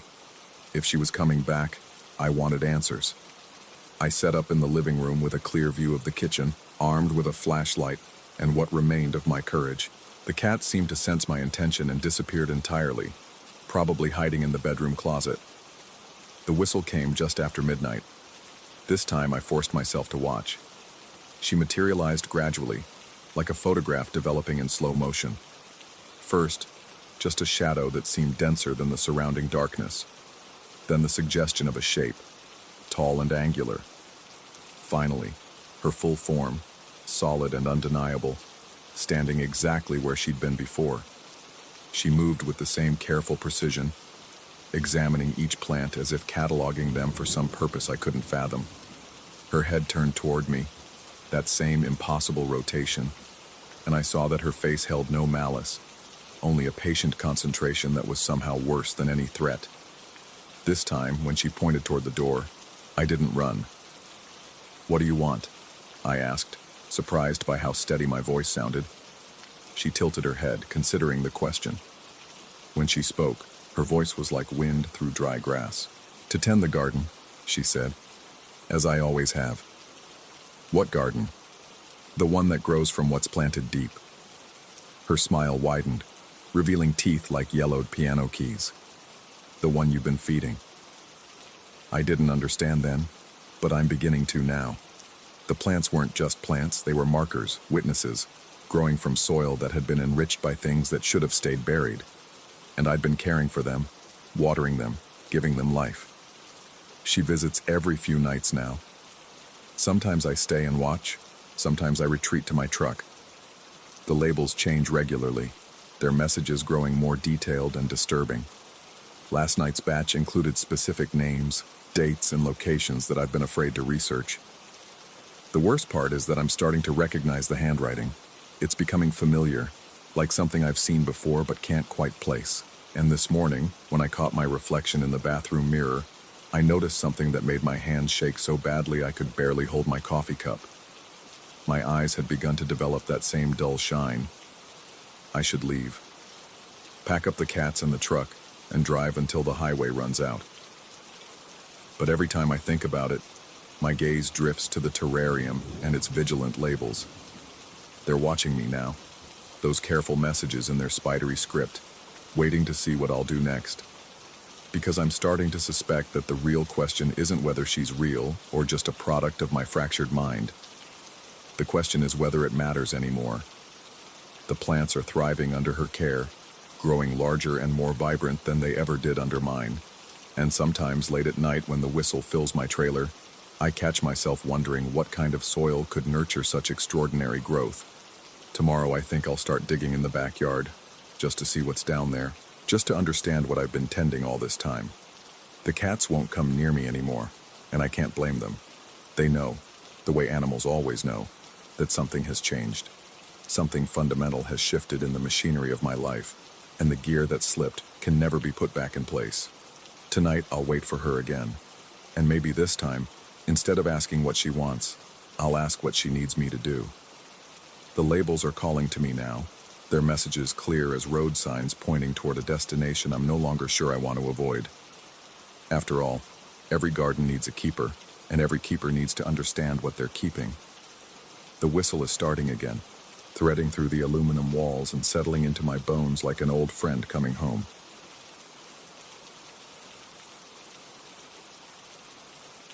Story 9.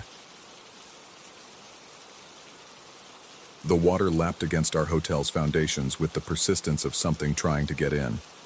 Venice in February carried a different weight than the summer months, heavier, more secretive, as if the city itself wore a mask that never came off. Our room overlooked a narrow canal where gondolas had been replaced by the occasional water taxi, their engines cutting through the morning fog like mechanical sighs. I should have left when the dream started. The first night, I'd awakened to find myself pressed against the corner of our room, my back to the ornate wallpaper, sweat cooling on my skin despite the February chill. My wife stirred in the bed, her breathing steady and untroubled.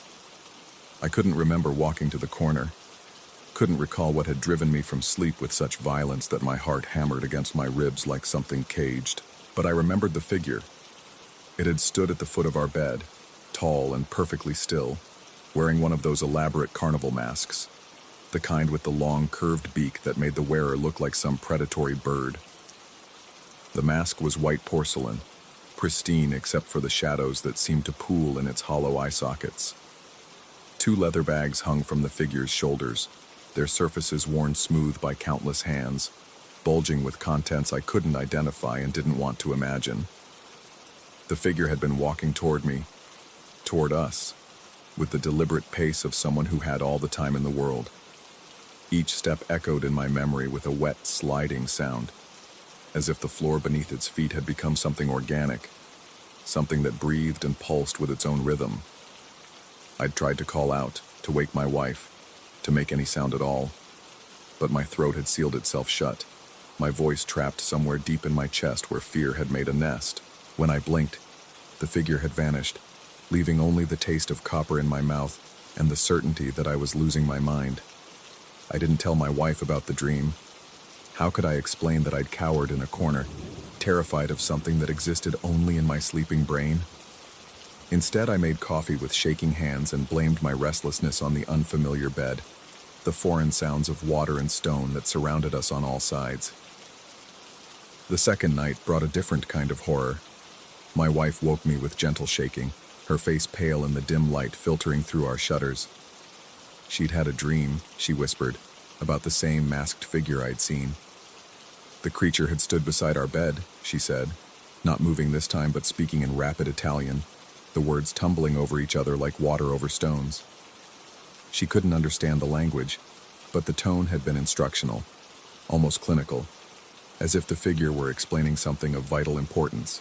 In her dream, the masked being had reached into those leather bags and withdrawn what looked like cutouts, small pieces of paper or fabric shaped like tongues, dozens of them in various sizes. It had scattered these across our bed with the care of someone arranging flowers, each piece placed with deliberate precision.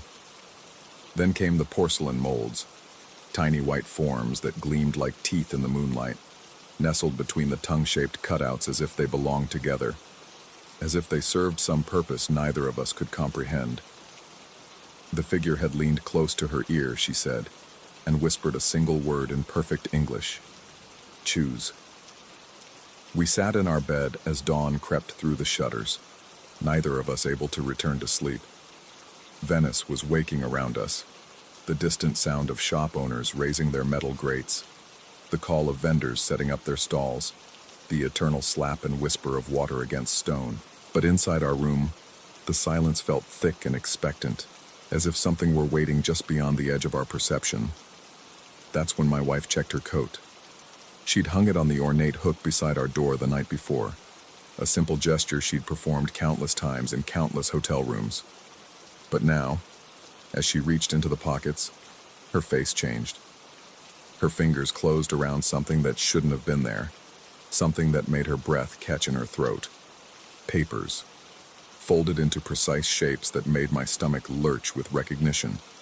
There were 7 of them, each one cut and folded to resemble a tongue, the paper thin and yellowed as if it had aged decades overnight. When she unfolded them with trembling fingers, we found addresses written in elegant script, not just any addresses, but specific locations throughout Venice, each one identified as a restoration workshop, specializing in antique mannequins and period dolls.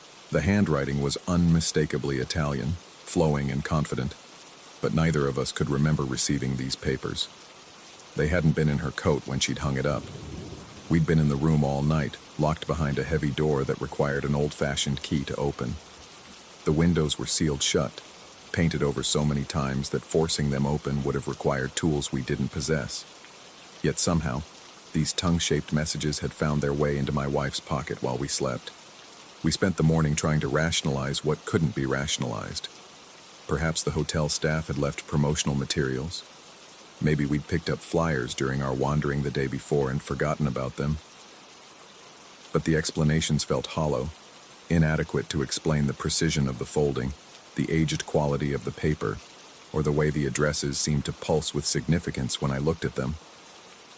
By afternoon, curiosity had overcome our unease. Venice was a city of artisans after all, and restoration workshops were as common as cafes in certain neighborhoods. We chose the closest address from the list, a narrow building squeezed between a mask shop and a bookbinder in one of the older quarters of the city. The workshop occupied the ground floor of a building that leaned so far over the canal that it seemed to be perpetually on the verge of toppling into the water. Paint peeled from its walls like scales, and the small windows were clouded with decades of dust and salt air. A simple wooden sign hung beside the door, Restauri Artistici, Bambole Antiche. Artistic restorations, antique dolls. The proprietor was a man whose age seemed impossible to determine. His hands moved with the practiced efficiency of someone who had spent decades working with delicate objects, but his eyes held a weariness that spoke of years beyond counting. He introduced himself with a slight bow and gestured for us to follow him into the workshop's interior. The space was a museum of the incomplete and the damaged. Mannequin heads lined the shelves, their painted faces worn away to reveal the stark white plaster beneath. Doll bodies hung from hooks like empty shells, waiting for new life to be breathed into their hollow forms. Glass eyes stared from small drawers, organized by color and size, while wigs made from real human hair cascaded from wooden forms like waterfalls of gold and brown and silver. But it was the teeth that made my blood run cold. The artisan noticed our interest and moved to a special cabinet, one locked behind glass doors that reflected our faces back at us in fractured pieces. Inside, arranged on black velvet like precious gems, were dozens of small porcelain teeth. They varied in size and shape, he explained in accented English, each one crafted to match the specific requirements of antique mannequins and high-end display dolls. These were not modern reproductions, he continued with obvious pride. Each tooth had been made using traditional techniques passed down through generations of Venetian craftsmen. The porcelain was fired at precise temperatures, glazed with formulas that were family secrets, shaped and sized according to measurements that had remained unchanged for centuries. As he spoke, my wife gripped my arm with increasing pressure. The teeth in the cabinet were identical to the ones she'd described from her dream. The same size, the same pristine white color, the same subtly curved shapes that seemed designed to fit into spaces we couldn't identify. How had she known? How had her sleeping mind conjured such perfect detail of objects she'd never seen before? The artisan must have noticed our strange reaction, because he continued his explanation with growing enthusiasm. The craft of making porcelain teeth for mannequins, he said, was nearly extinct. Only a handful of workshops in Venice still maintained the knowledge and skills necessary to create authentic reproductions. The work required not just technical expertise, but an understanding of human anatomy, an appreciation for the subtle variations that made each piece unique. The process began with careful observation, he explained. Measurements had to be taken, molds created, the porcelain mixed and fired according to formulas that were almost alchemical in their precision. Each tooth was essentially a small sculpture, requiring the same attention to detail as any masterwork. But it was what he said next that sent ice through my veins. Sometimes, he mentioned almost casually, customers brought in very specific requests. Collectors who needed exact replicas of teeth from particular mannequins, historians working to restore damaged pieces, private individuals with specialized needs that he didn't inquire about too closely. The work paid well, and Venice had always been a city where discretion was valued above curiosity. Just last week, in fact, he'd completed a commission for someone who'd provided extraordinarily detailed specifications. The customer had wanted 7 sets of teeth, each one crafted to match measurements that had been provided with unusual precision. The client had been very particular about the glazing, insisting on a specific shade of white that took several attempts to achieve correctly. The order had been placed anonymously, paid for in advance with old Italian lira notes that were worth far more as collector's items than their face value suggested. The only identifying information had been a delivery address, not a street address, but a hotel room number. Our hotel, our room.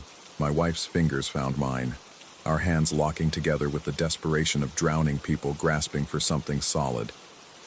The artisan continued speaking, oblivious to our growing horror, describing the technical challenges of matching specific measurements without having the original pieces to reference.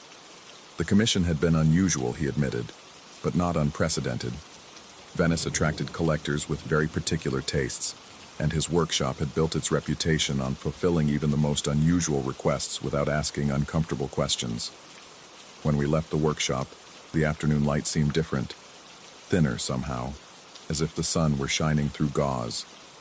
The streets of Venice, which had charmed us with their winding mystery only days before, now felt like a maze designed to confuse and disorient.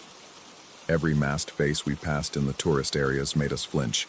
Every reflection in the canal water seemed to move independently of its source. We returned to our hotel room to find it exactly as we'd left it, but the space felt contaminated somehow, as if invisible hands had touched everything in our absence.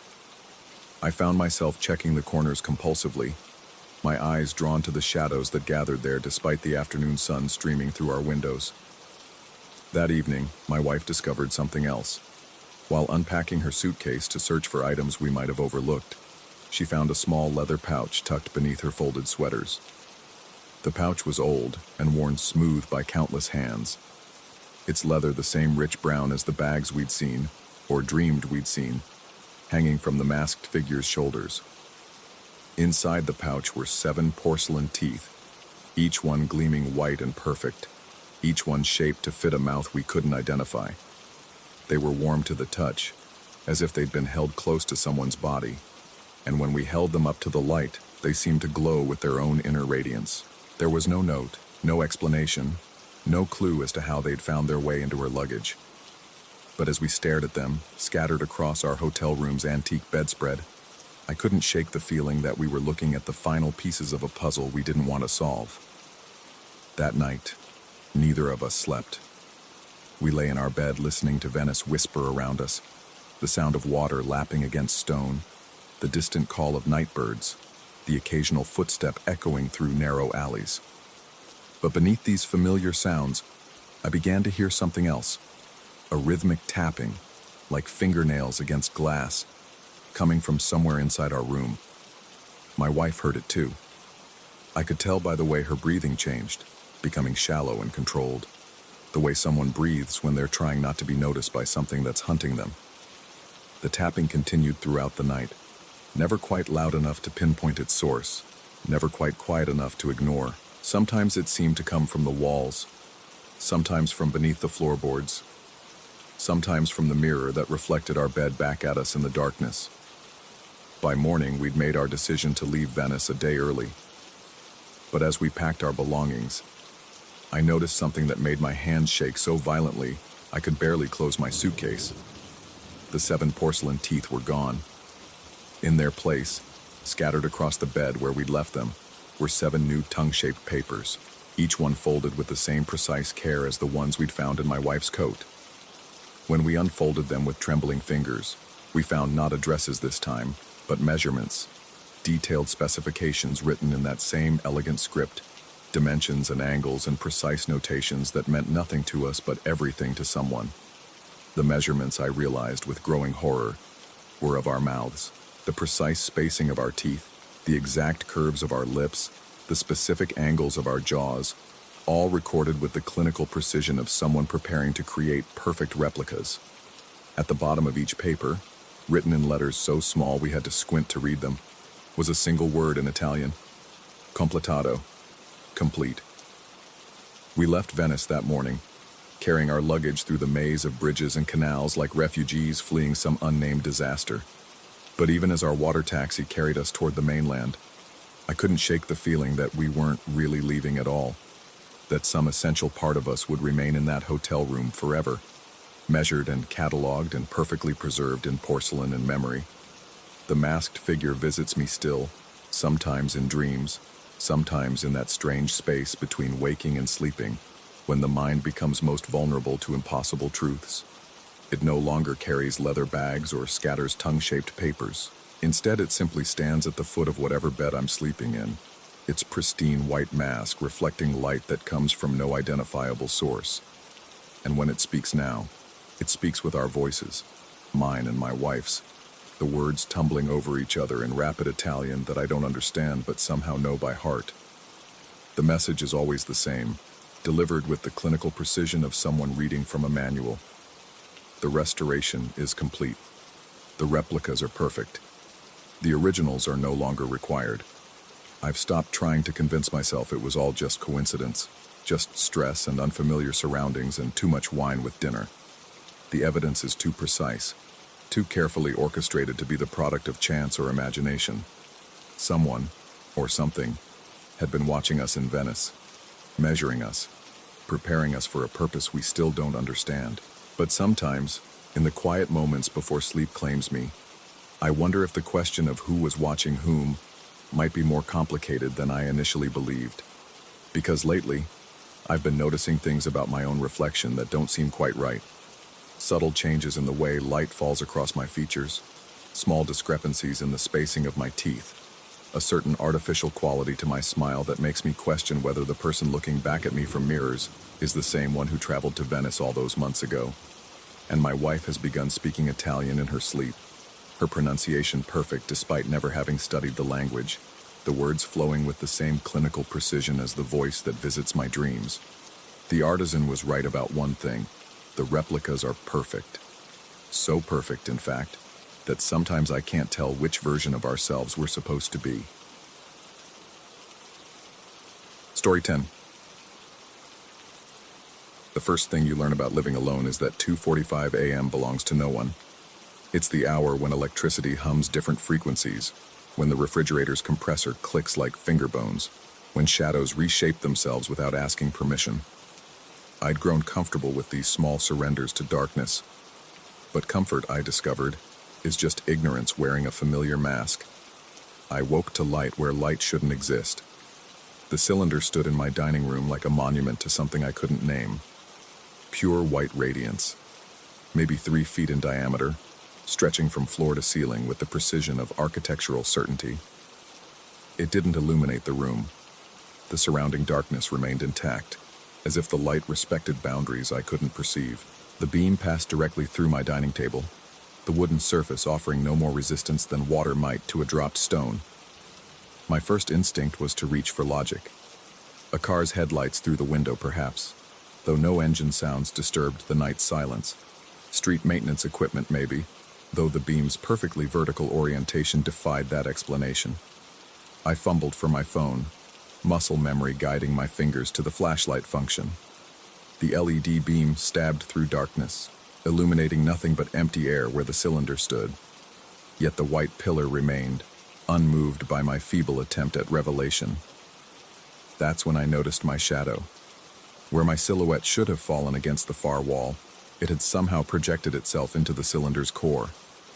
The dark outline of my body hung suspended within that luminous space, slowly rotating like a piece of debris caught in invisible current.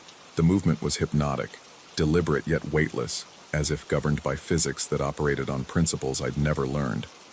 I stood transfixed, watching my own shadow perform its silent ballet. Minutes collapsed into themselves. The phone in my hand grew warm, then hot, but I couldn't look away. When I finally forced my gaze downward, the notification bar showed no new messages, no missed calls, just frozen numbers that refused to advance. The timestamp read 2:47 a.m. and held that position like a held breath. The microondas in the kitchen began its electronic symphony of beeps. When silence returned, I checked its display. 2:59 a.m. 12 minutes had vanished into that rotating shadow. I backed away from the cylinder, phone clutched against my chest like a talisman. The beam made no attempt to follow, but my shadow continued its lazy revolution within the light's core. Even when I pressed myself against the far wall, that dark duplicate maintained its dance, as if it had developed a will independent of its caster. Sleep became impossible. I spent the remaining hours until dawn positioned in my kitchen doorway, watching that pillar of light with the dedication of a sentinel. The cylinder never wavered, never dimmed, never acknowledged my vigil. As the first pale hints of morning crept through the windows, the phenomenon simply wasn't. No dramatic fading, no gradual dissolution. One moment it commanded my dining room, the next it had never existed at all. But my shadow remembered. Even in full daylight, even with every lamp blazing, my silhouette carried a wrongness I couldn't articulate. It fell at angles that defied the light sources, lingered half seconds longer than it should when I moved. occasionally flickered as if struggling to maintain its connection to my form. These weren't dramatic distortions, just subtle wrongnesses that accumulated like debt. Work became a refuge of fluorescent normalcy, though I found myself checking every reflection, every shadow, every surface that might reveal what I was becoming. My colleagues noticed nothing unusual. The barista at my morning coffee stop smiled the same distracted smile. The world continued its relentless rotation, indifferent to the fractures spreading through my perception. But the cylinder had marked me, and it wanted me to understand that marking. The second visitation came 4 nights later, manifesting not in my dining room, but in the narrow hallway between my bedroom and bathroom. This time I was ready, phone recording, eyes focused, mind prepared for documentation. The device captured nothing but an empty hallway bathed in mundane darkness. Yet there it stood, that pillar of impossible light, and within it my shadow resumed its rotation with the patience of planets. This time I stepped closer. The cylinder's radiance cast no warmth against my skin, produced no sound I could identify, generated no electromagnetic interference with my phone. It simply existed with the absolute conviction of natural law. When I extended my hand toward its surface, the light neither brightened nor dimmed, but my shadow within began rotating faster, as if excited by the proximity of its origin. I held that position until my arm ached, until my phone's battery drained to critical levels, until the microondas announced another temporal discrepancy. 17 minutes lost this time. 17 minutes during which my shadow had spun like a prayer wheel, accumulating revolutions that my memory couldn't account for. The phenomenon established no pattern I could decode. Sometimes days passed without incident. Sometimes it appeared twice in a single night, manifesting in different rooms with the casual authority of furniture rearrangement. My bathroom, my bedroom, the narrow space beside my refrigerator. The cylinder showed no preference for location, only persistence in its visitations. I began documenting everything: timestamps, durations, shadow behaviors, electromagnetic readings from a cheap detector I'd ordered online. The data revealed nothing but my own growing desperation for rational explanation. Video recordings showed empty rooms. Photographs captured ordinary darkness. Even the electromagnetic detector registered only the usual background hum of modern life. Yet my neighbor downstairs started complaining about strange lights disturbing her sleep. "It's like someone's running a searchlight up there," she mentioned during a chance encounter at the mailboxes. "Every few nights this bright glow bleeding through my ceiling." "You doing some kind of photography project?" I assured her I wasn't, though her observation confirmed what I'd begun to suspect. The cylinder existed in a space adjacent to normal perception, visible to some, but not to recording devices, casting light that obeyed selective rules of physics. Or I was losing my mind with scientific precision. The thought brought surprising comfort. Mental illness, at least, offered treatment options, support groups, pharmaceutical interventions. Supernatural phenomena provided no such roadmap to recovery. I scheduled an appointment with my doctor, prepared to discuss sleep disorders, stress-induced hallucinations, early-onset neurological conditions. But first, I needed to understand what my shadow had learned during those stolen minutes. On a Tuesday night that felt loaded with significance I couldn't name, I positioned myself deliberately within the cylinder's next manifestation. It appeared in my living room, bisecting the coffee table with surgical precision. This time, instead of observing from a distance, I stepped directly into the light. The sensation was like entering water that had forgotten how to be wet. No temperature change, no pressure differential, no tactile sensation at all, just a subtle displacement, as if reality had adjusted its frequency to accommodate my presence. My shadow, no longer suspended within the cylinder, now danced around me in a slow orbit, maintaining perfect distance like a well-trained satellite. Inside the light, time operated under different management. I could feel minutes stretching like taffy, seconds subdividing into smaller units that my consciousness struggled to process. The phone in my pocket grew cold instead of warm. The distant hum of electronics shifted to frequencies that bypassed my ears and resonated directly in my bones. And I heard whispers, not words in any language I recognized, but communication nonetheless. Urgent, patient, desperately trying to convey information through the inadequate medium of human perception. The voices seemed to emerge from the light itself, or perhaps from the spaces between the light, discussing my presence with the clinical detachment of researchers observing a specimen. When I finally stepped out of the cylinder, my kitchen clock had advanced 31 minutes, though my subjective experience suggested hours had passed. My shadow immediately snapped back to its proper position, but carried with it a subtle luminescence that faded only gradually, like the afterglow of a camera flash burned into my retinas. The whispers followed me. Not constantly. They appeared during moments of quiet reflection, barely audible murmurs that might have been wind through window frames or the building's settling structure. But I recognized their rhythm now, their patient urgency, their attempts to bridge a communication gap that might have spanned dimensions. I began to understand that the cylinder wasn't visiting me at random.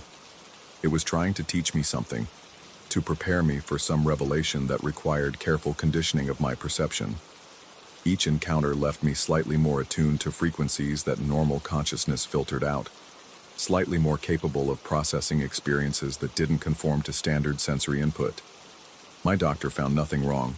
Blood work normal, brain scan clear, psychological evaluation unremarkable except for mild sleep disruption. She prescribed a low-dose sleep aid and suggested reducing caffeine intake. I nodded agreement while knowing that medication wouldn't touch whatever was reshaping my reality. The final visitation came on a Sunday morning, appearing not during the vulnerable hours of deep night, but in the full exposure of 9 a.m. sunlight. The cylinder manifested in my kitchen, its radiance somehow visible even against the cheerful brightness streaming through my windows. This time, when I approached, it began to move. Slowly at first, then with increasing confidence, the pillar of light glided through my apartment like a lighthouse beam given mobility. It passed through walls without affecting their structural integrity, navigated furniture with the fluid grace of something that understood matter as a temporary inconvenience. I followed its progress, mesmerized by its purposeful movement. It led me to my bathroom mirror. For the first time since the visitations began, I saw my reflection clearly. Not the face I'd been wearing for 34 years, but something adjacent to it. Features slightly rearranged, expressions that flickered between familiar and foreign. Eyes that held depths I didn't remember possessing. My shadow, cast by the cylinder's light, no longer matched the reflected figure. It showed someone else entirely, someone who watched me with patient recognition. The whispers intensified, resolving momentarily into something like clarity. They weren't trying to communicate with me, I realized. They were me, trying to communicate back. The cylinder began to fade, but not in retreat. It dissolved like smoke dispersing into larger air, leaving behind only the ordinary bathroom lighting and a reflection that had returned to its proper configuration. My shadow resumed its normal behavior, falling where physics demanded it fall. But something fundamental had shifted. I still live in the same apartment, maintain the same routines, navigate the same daily interactions with the same external competence. My neighbors no longer report strange lights. My micro-ondas keeps accurate time. My phone notifications advance at their proper pace. Yet sometimes, in peripheral vision, I glimpse other cylinders of light standing in rooms I'm not in, containing shadows that belong to versions of myself I haven't met yet. Sometimes I catch fragments of whispered conversations, in languages that sound like English played backwards. Sometimes my reflection shows up a few seconds late, as if traveling from a greater distance than 7 feet of bathroom space. I've stopped trying to document these experiences. Evidence seems beside the point now. The cylinder taught me that reality operates on principles more flexible than I'd previously imagined, that consciousness exists in configurations I'd never considered, that the boundary between self and other might be nothing more than a convenient fiction. I don't know if I'm going insane or becoming sane in ways that society doesn't recognize. I don't know if the cylinder was a visitation from something beyond human understanding or a breakthrough of understanding beyond human limitation. The ambiguity no longer troubles me. What troubles me is the growing certainty that next time, and there will be a next time, I won't be stepping out of the light. My shadow is already practicing for that moment, spinning slowly in corners where no cylinder stands, Preparing for a reunion I can feel approaching with the inevitability of sunrise. When it comes, I'll be ready to discover what I've been becoming during all those stolen minutes, all those rotations in spaces that exist between the documented and the real. The cylinder is waiting, patient as gravity, certain as mathematics, inevitable as the shadows we cast when we finally stop running from the light.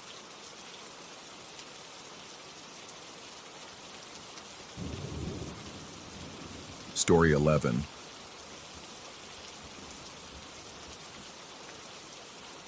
The house had been whispering to itself for 3 days before I finally heard it.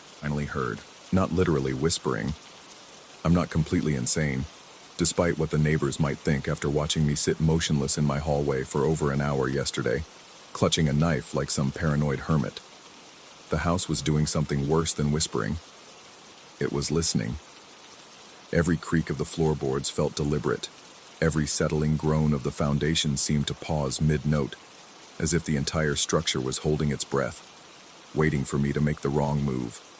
I'd been living here for 7 months, ever since the divorce papers were finalized, and I needed somewhere to disappear.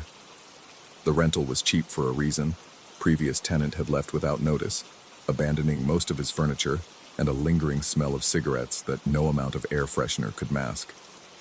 The guest room, tucked away at the end of the hall behind a door that stuck in its frame, had become my unofficial storage space. Boxes of books I'd never unpack, winter clothes I'd probably never need in this climate, and my old laptop bag containing the notebook I'd forgotten about until yesterday. The notebook held 3 years of project notes from my previous job, before the company folded and my career imploded, along with my marriage. I'd been putting off dealing with those memories, but desperation has a way of making cowards brave. A potential client had expressed interest in some of my old designs, and I needed those sketches if I had any hope of landing the contract. The guest room door had been closed for weeks. I'd grown accustomed to walking past it, treating it like part of the wall, another boundary in a house full of them. When I finally turned the handle and pushed, the door opened with a reluctant wheeze, releasing stale air that tasted of dust, and something metallic I couldn't identify.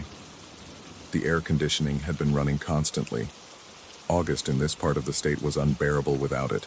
The unit's steady hum had become white noise, the kind of background sound you stop hearing until it's gone, which is exactly what happened the moment I stepped across the threshold.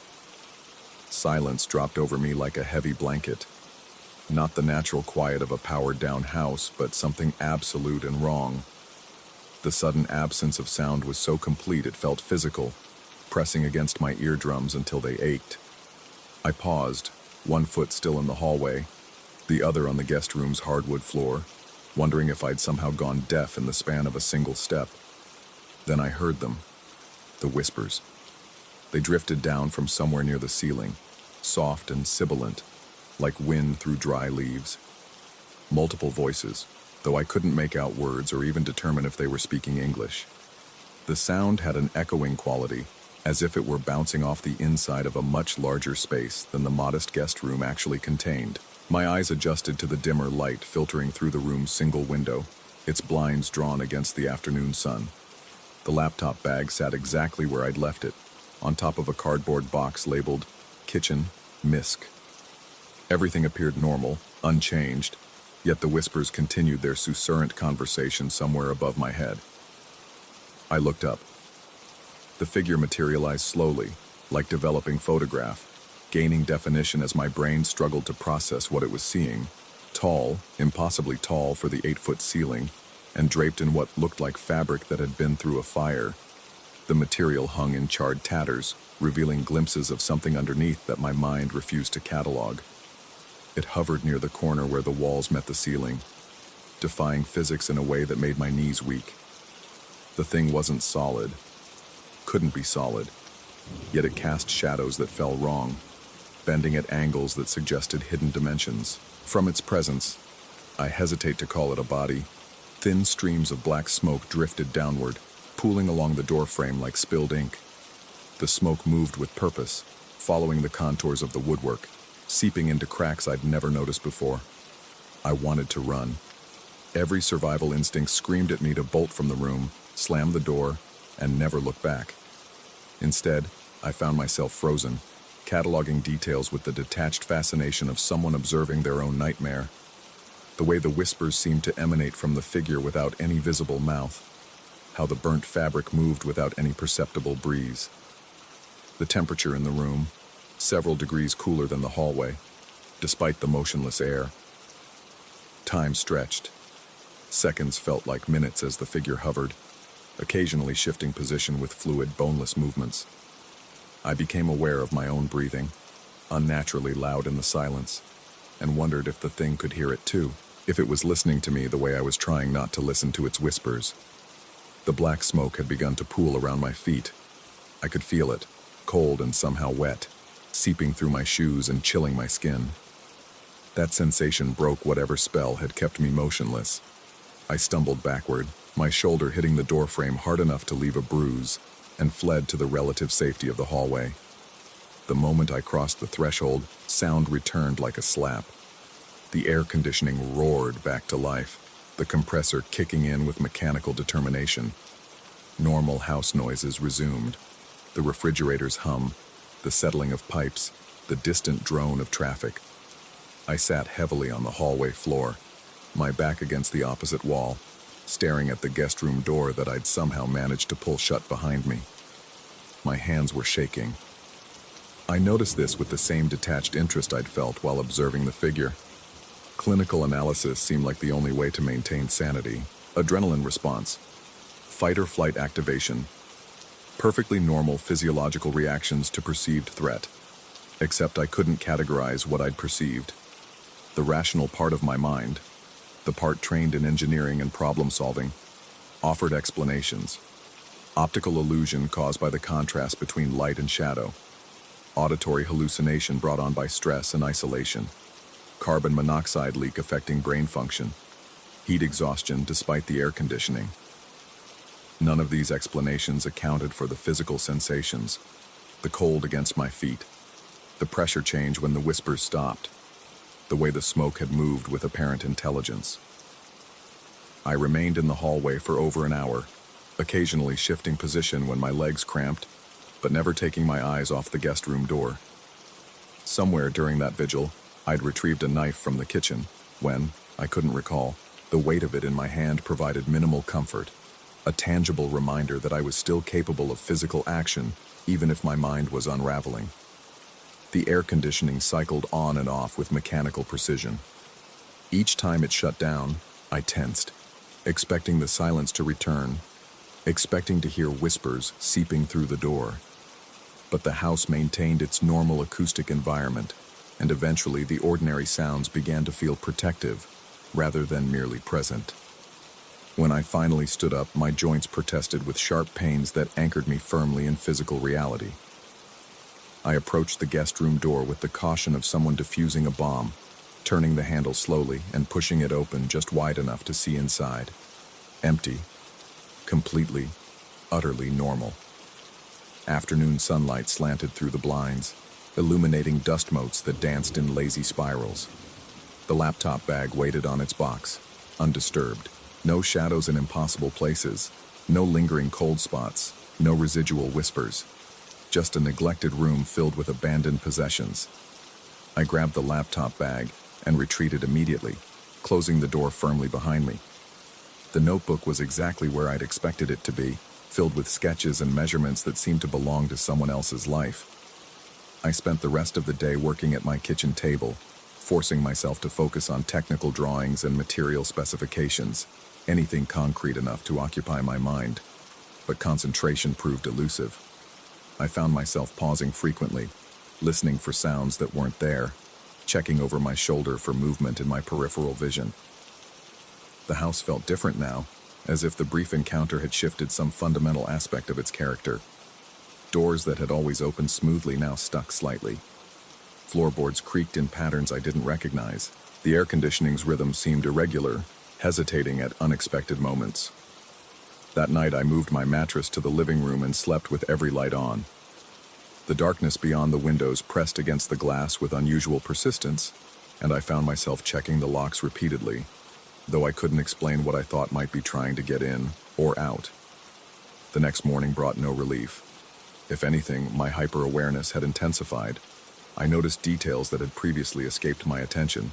The way shadows fell at odd angles in certain corners, how some rooms felt colder than others despite the central air, the fact that the guest room door appeared slightly ajar, even though I was certain I'd closed it tightly.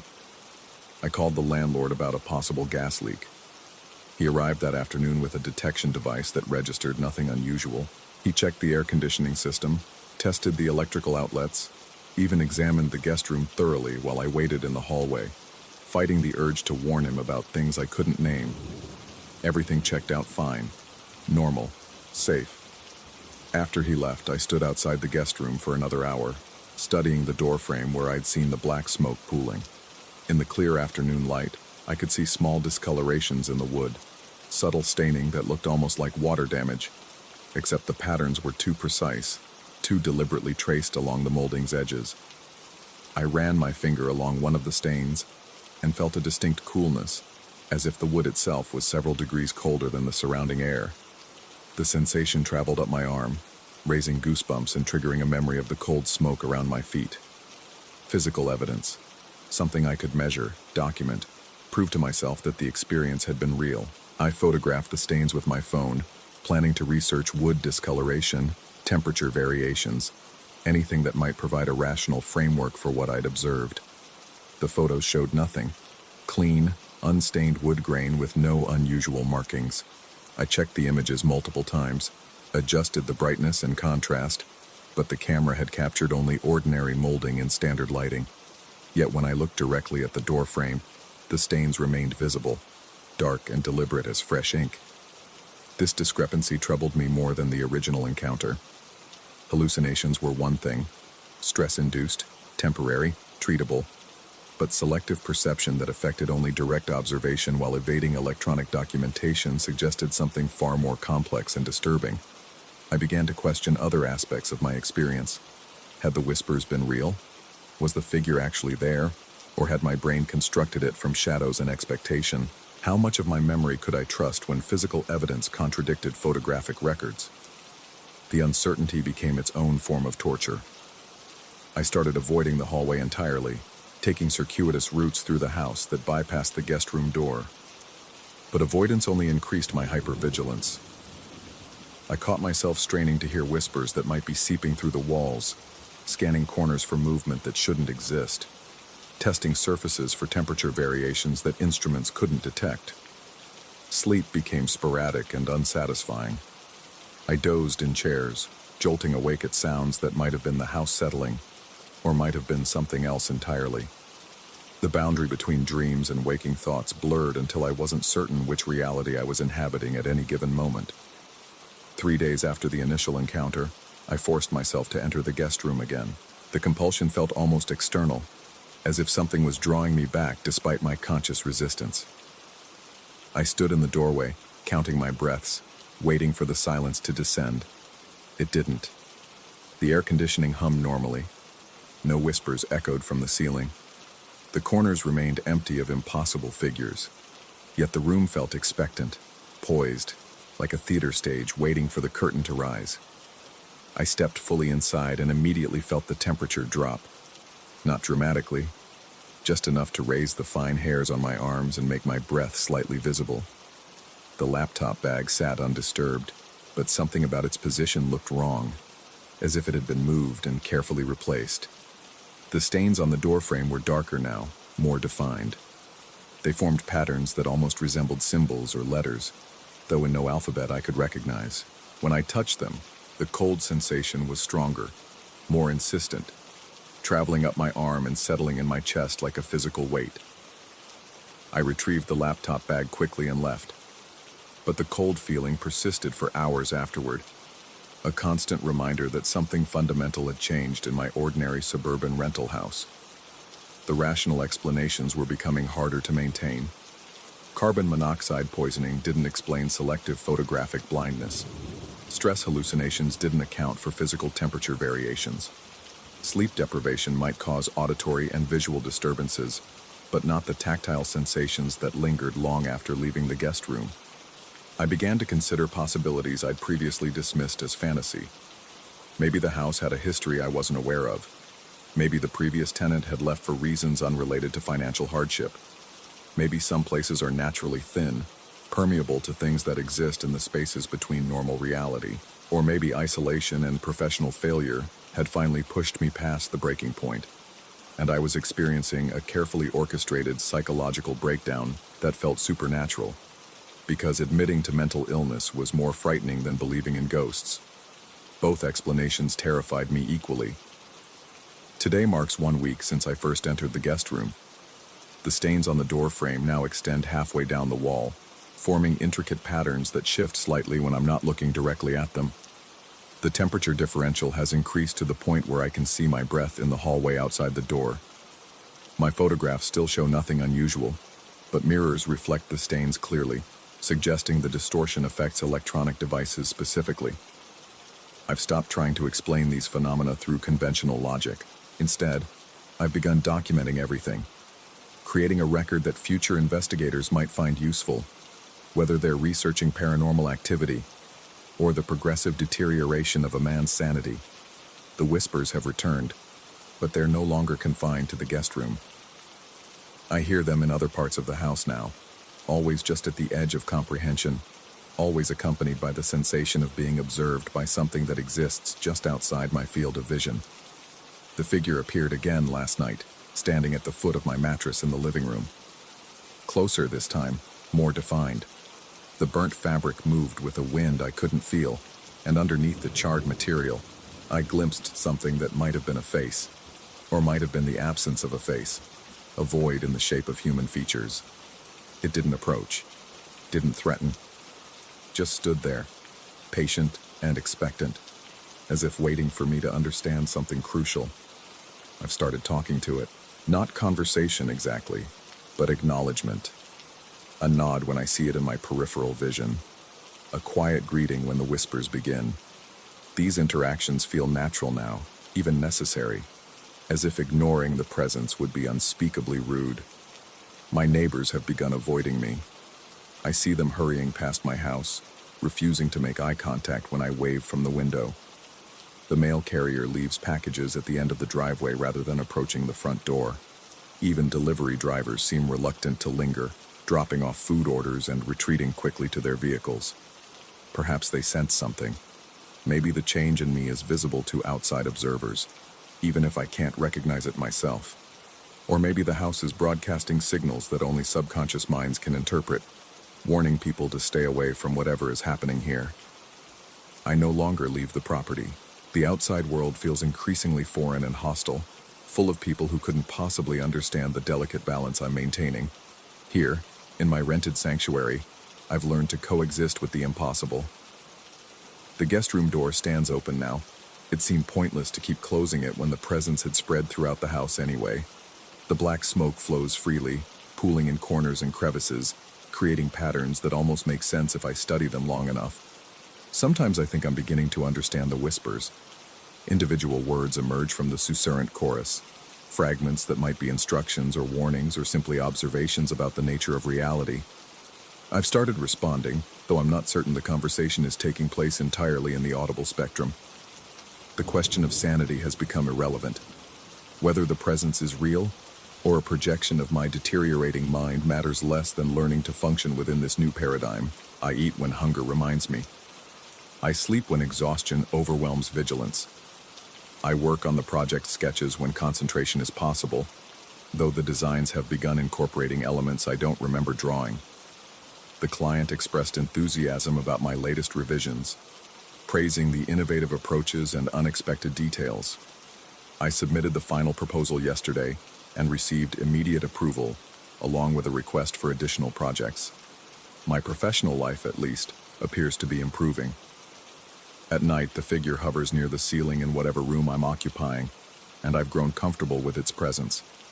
The burnt fabric has begun to resemble clothing from a different era, perhaps Victorian or earlier. The face beneath the char is still unclear, but sometimes I catch glimpses of features that seem familiar, as if I'm looking at someone I should recognize. The house has stopped pretending to be normal. Doors open and close according to logic I'm still learning. Temperatures vary from room to room despite the air conditioning's constant operation. Sounds carry from impossible directions, and shadows fall upward in certain corners where physics has apparently been suspended. I've adapted to these changes with surprising ease. The human mind, it seems, is remarkably flexible when survival depends on accepting new parameters of reality. Tomorrow, I'll start taking measurements of the stains on the doorframe, documenting their growth patterns and geometric properties. If this is madness, it follows consistent rules that might be worth understanding. If it's something else entirely, then knowledge could provide protection, or at least comprehension. Either way, I'm no longer the same person who entered the guest room 7 days ago, searching for a forgotten notebook. That man lived in a smaller world, with clearer boundaries between possible and impossible, real and unreal. This man has learned to listen to whispers that might be memories, to acknowledge presences that might be projections, to trust perceptions that photographs can't capture. This man has made peace with uncertainty, because certainty was always an illusion anyway. The figure is watching me write this final entry, and for the first time, I think it might be smiling.